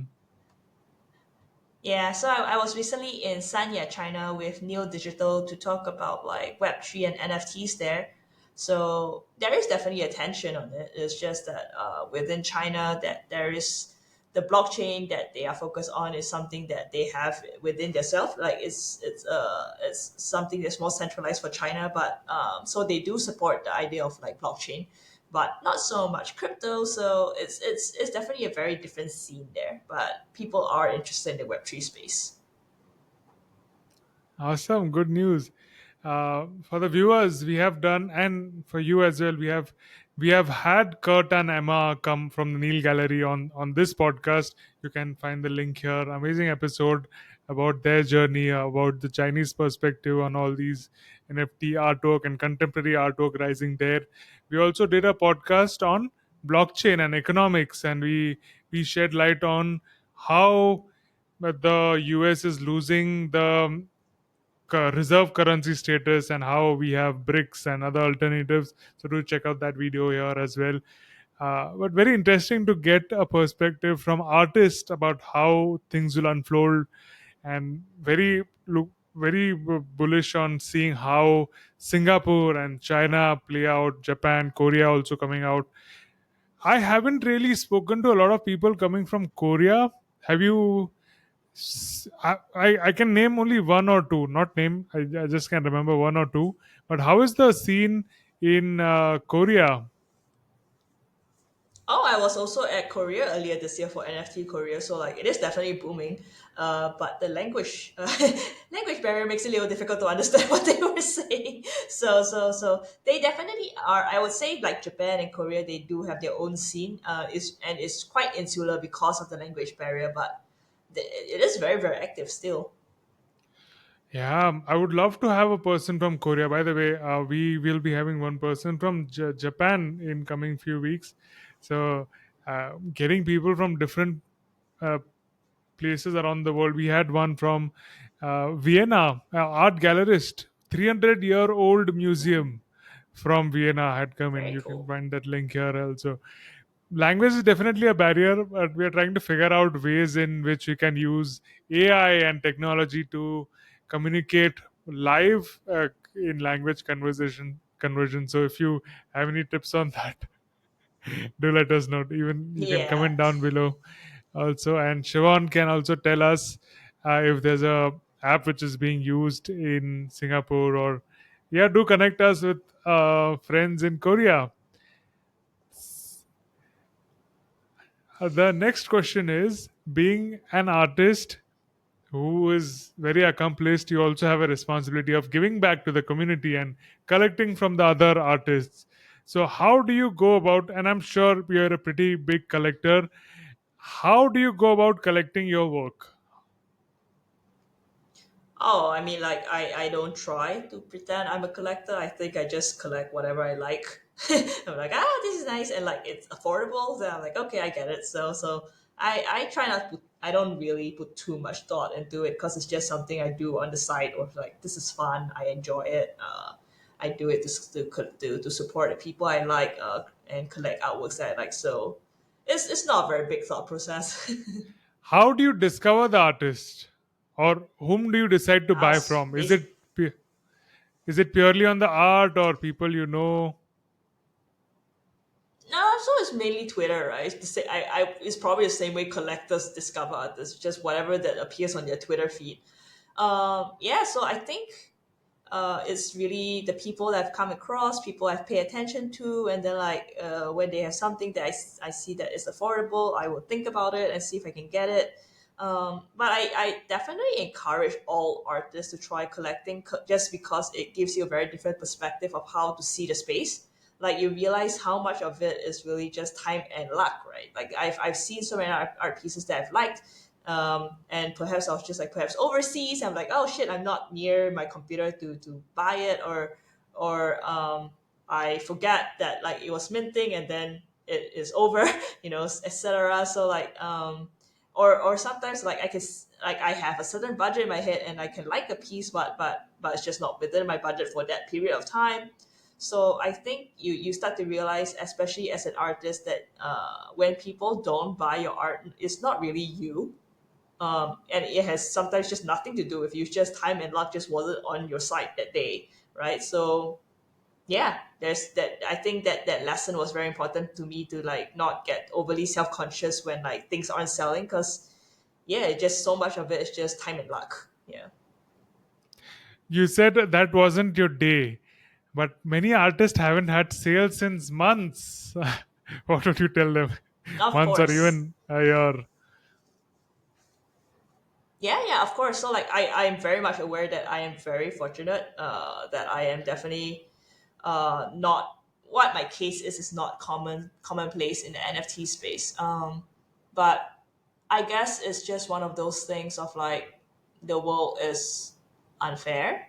The world treats people who have gotten more followers well, which it is what it is, right? Do you see the way influencers are treated in the space? It's like as though like if you have followers, you're a god.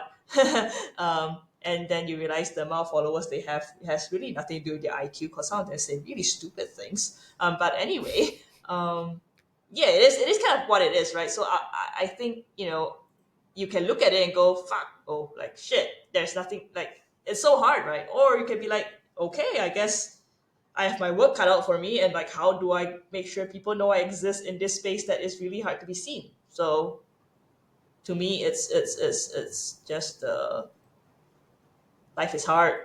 How are you gonna deal with it, right? And then what you do That from brings there on. That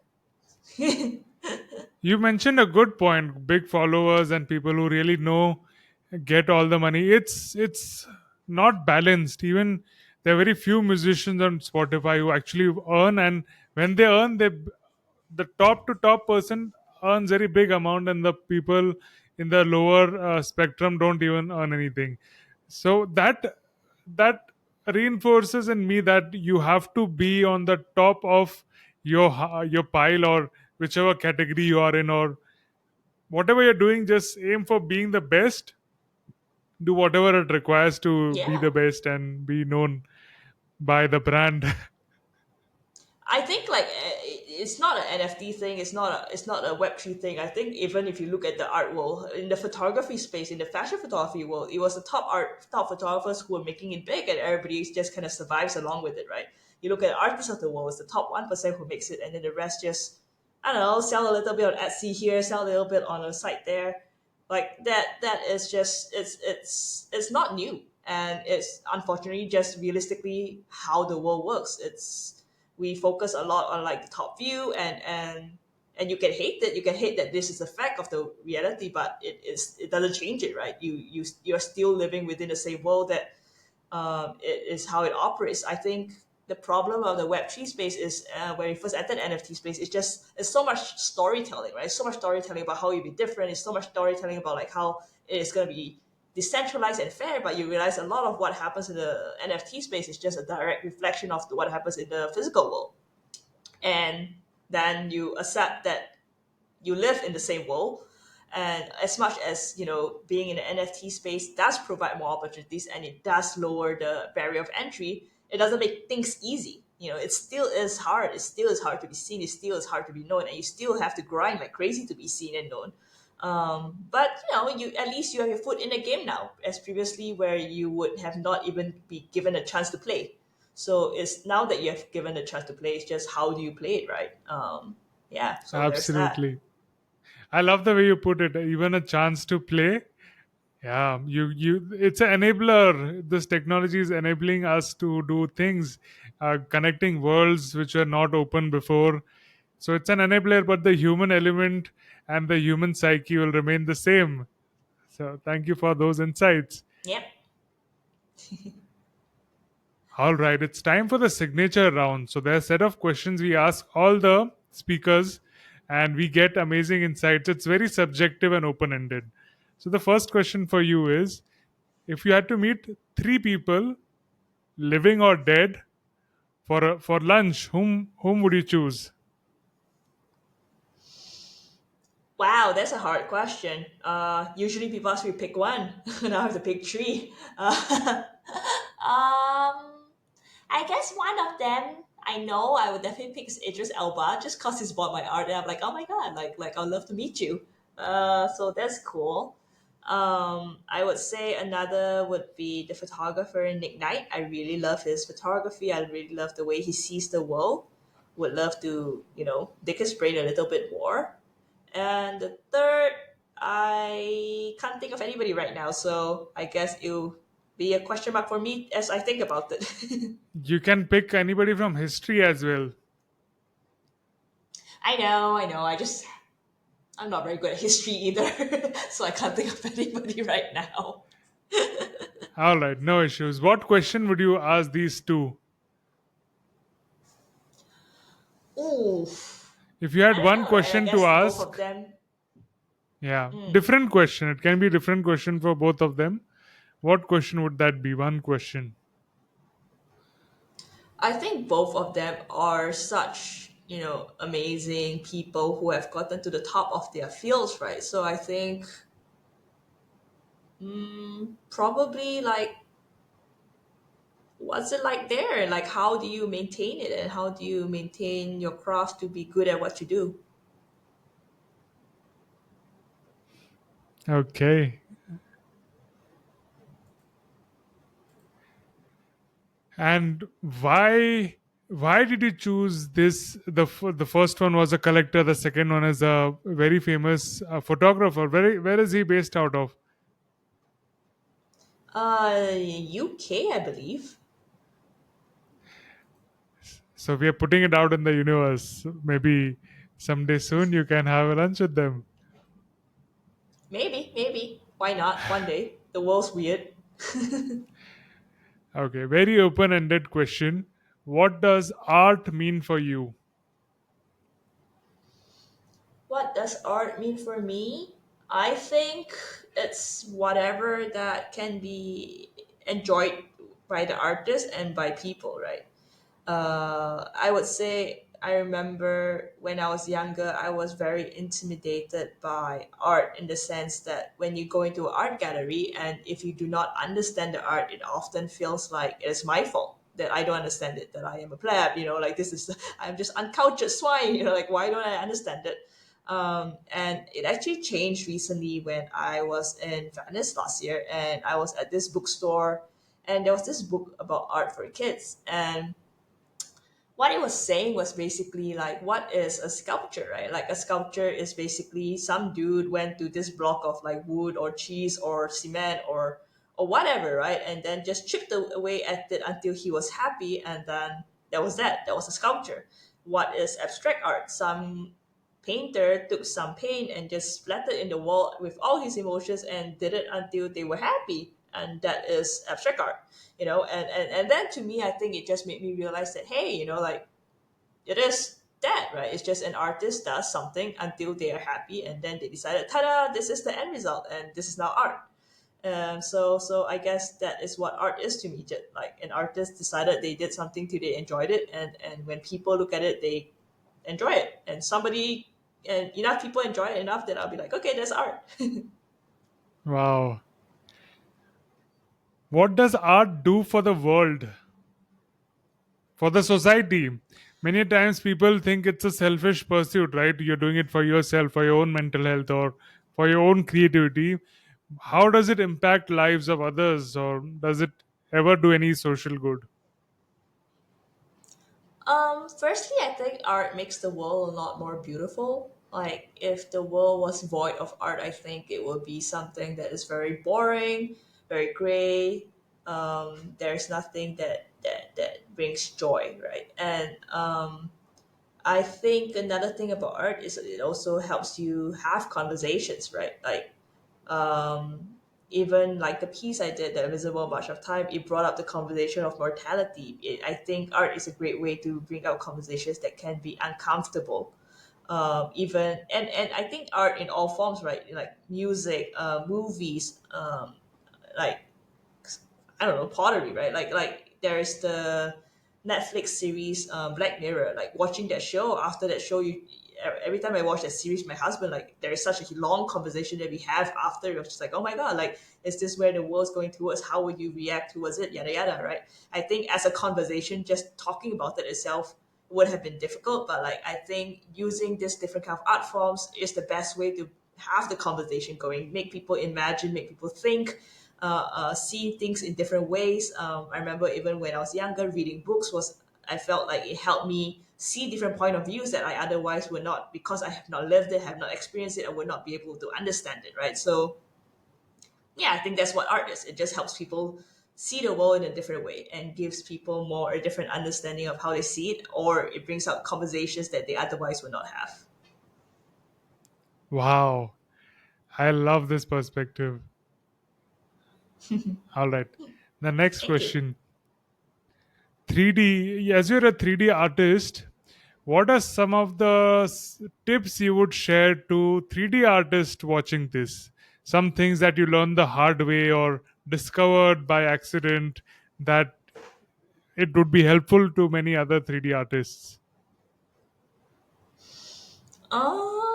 Honestly, I think that there's just so much information online, that you realize there's so much things you can just learn on YouTube, and that to not stress it, because like there, yeah, like when I think when you first entered 3D, like as for me, like it's just this huge overwhelming thing of like, oh my god, like you can do modeling, you can do rigging, you can do texturing, you can, there's so many parts of like 3D that you could be good at, or like you want to focus on, right? So I think for me, I had entered 3D very knowing exactly what I wanted to do, was that I was going to create virtual models, right? So I was able to focus and do a beeline towards, like, everything I learned was towards that.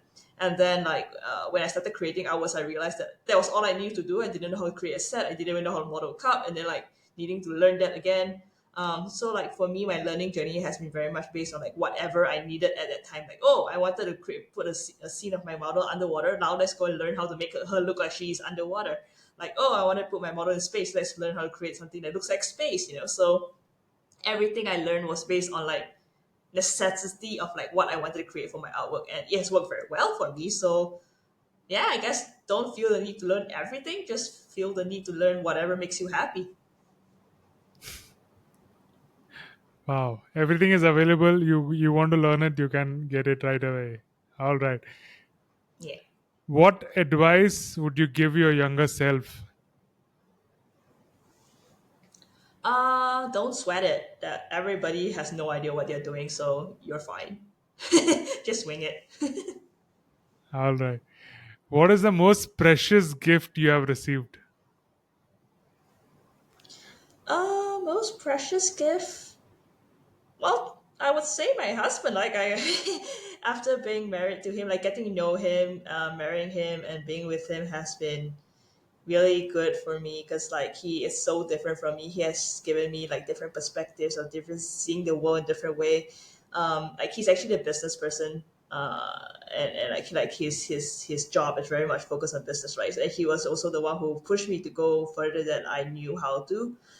Telling me things like, oh, asking is free. Like just go and ask people. Like you don't know what could come out of it, right? Just don't assume that they will say no, because the worst case scenarios they already don't know you exist. But like if you try, then something good could happen out of it, and so you literally it's a win-win situation, right? You can't lose. So to me it's just like, okay, like I did it, and it really helped me change the way I see the world, of like the way I ask for favors, or the way I ask people to be like, hey, this is what I do, this is what you do, could we do this together, or approaching clients, approaching brands, etc. So yeah, I say my husband. Beautiful. Great advice too. Next, a very open ended question: how to make money? How to make money? That is a very difficult question. I think a lot of time is also having financial education. I am very lucky because I don't have it, but my husband does. So he actually helps me with a lot of my finances, or like how to make sure that things make sense. Where do you put the money? Where do you make your money grow? Where do you put it to? Where do you diversify, etc. Um, I think it also just depends on like where you are in life and like what's your financial situation, right? Like you can make big bets when you have enough money, but when you don't, you just have to make sure that you are not in debt, right? So yeah, I think it really depends on the situation you're in and what makes the most sense.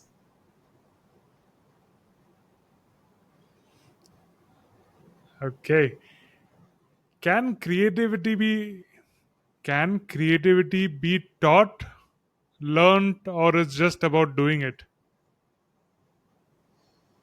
Mm, I think that there is a part of talent that plays a part, and when I say talent, I think it's just a very clear inclination in life to go towards a certain direction. Like for me, I played the piano for 10 years, and like I was terrible at that. Like like 10 years was the time it took my mom to give up on like needing me, pushing me to go continue playing the piano. But like there's clearly not what I was good at. But like I was always very inclined towards art, and obviously I think there's a part of like you have to allow yourself to be a beginner. You have to allow yourself to be shit at something, and then you have to persevere through the shit of like, oh my god, like I could clearly see this is terrible, but like I'll keep trying until it isn't. Um, but so like, is creativity? What was your question again? Is creativity like natural or yeah? What was your question? Can creativity be taught?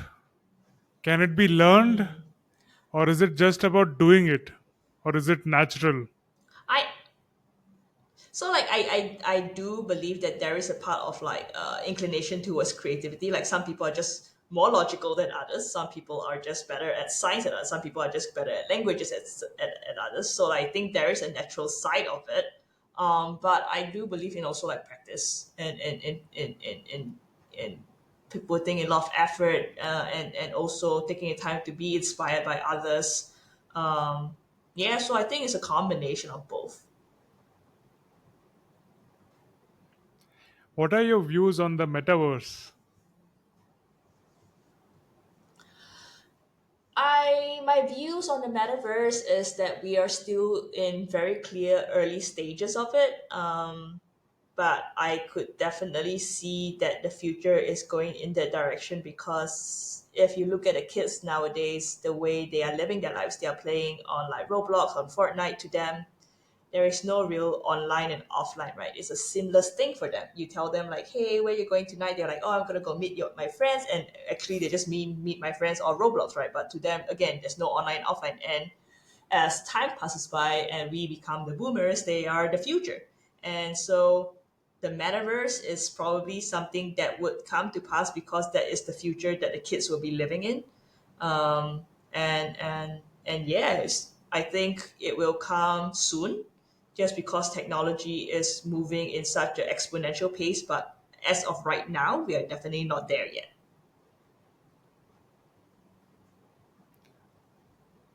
I'm looking forward to see how it evolves and grows.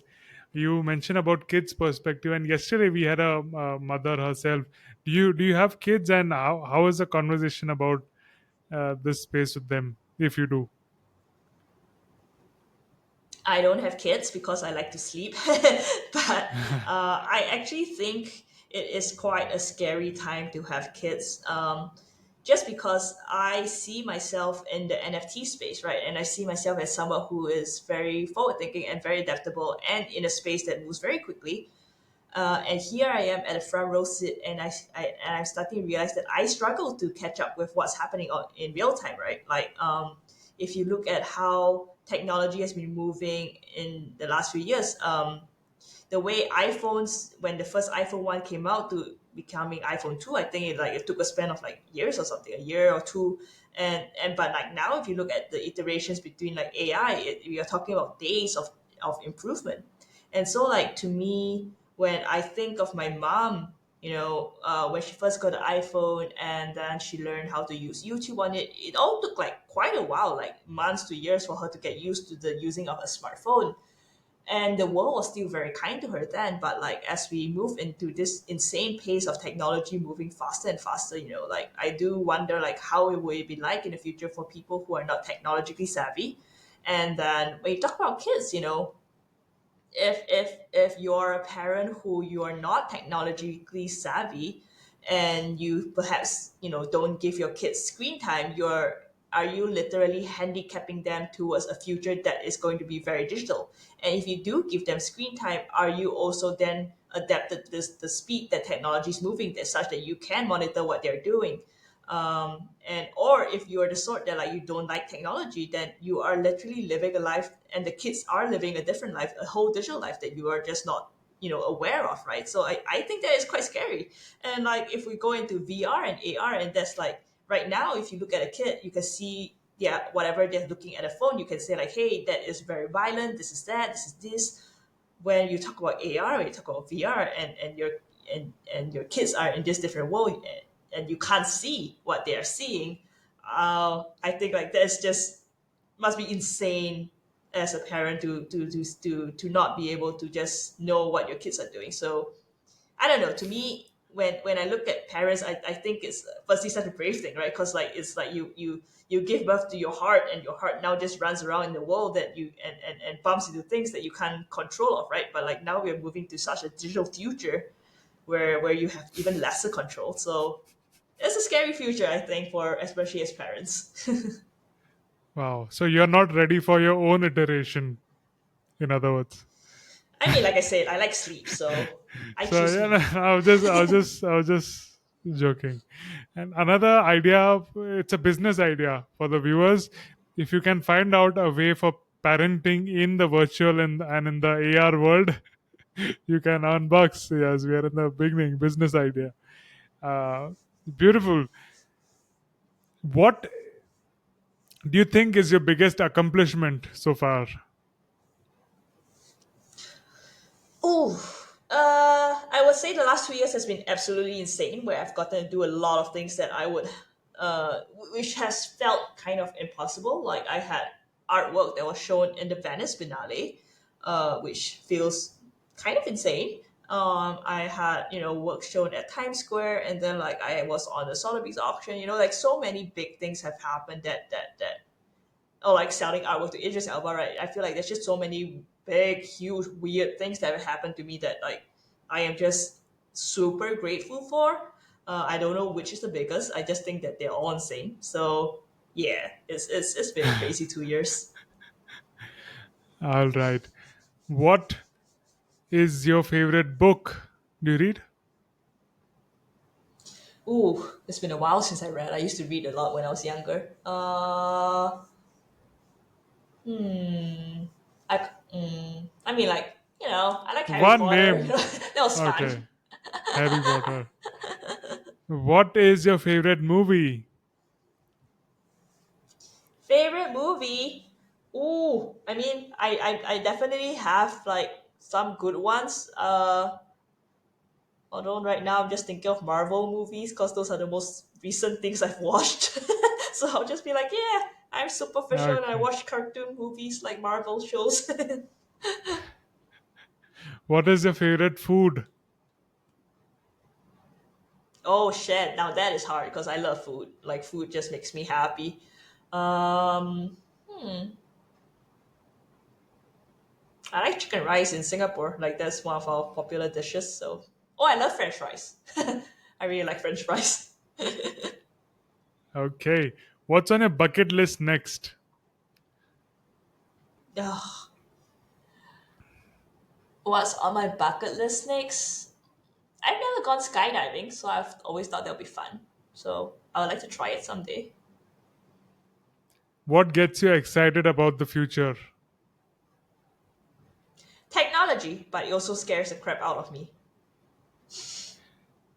And the fact you mentioned about kids and giving them digital screen time, that was a good perspective. I never thought of this way because I was always against um, parents who just give phones to their kids to make them quiet for having food.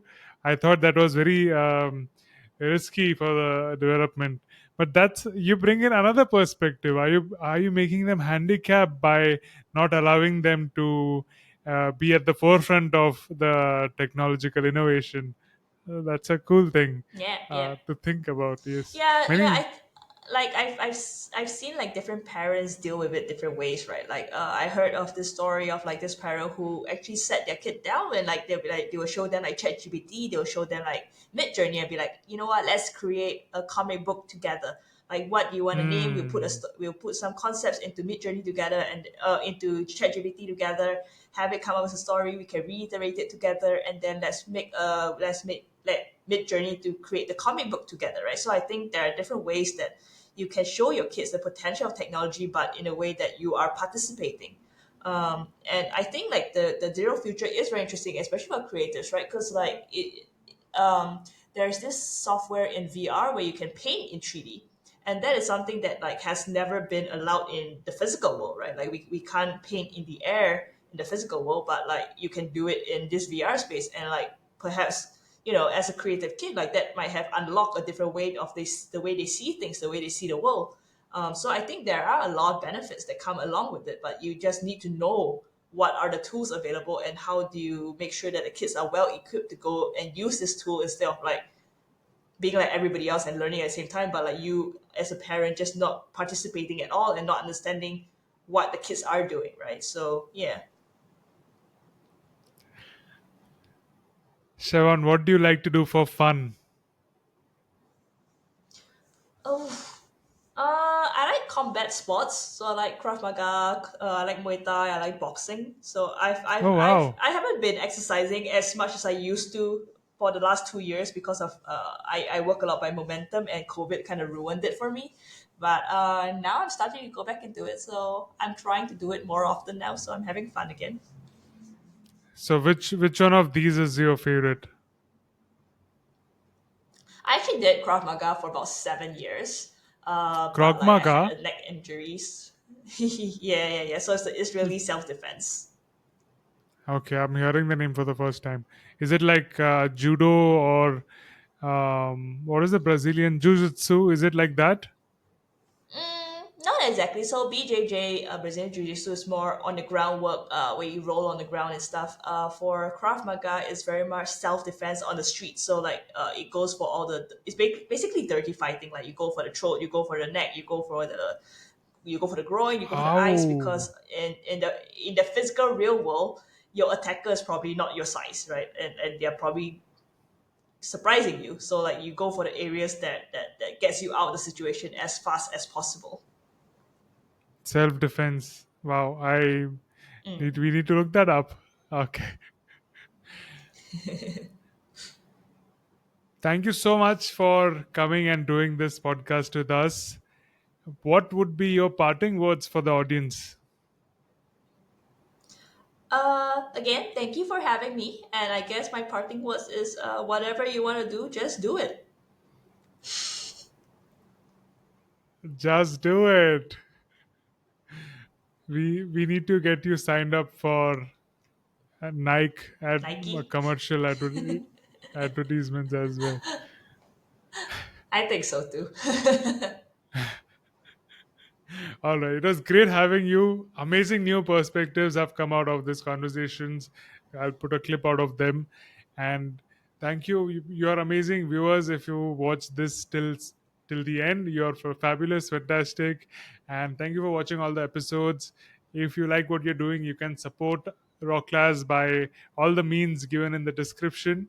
Do check them out. There are merchandise available. There are NFTs that you can check and many more things. If you want to sponsor, we're accepting that too. So check it out. Have a fantastic time and see you in the next episode.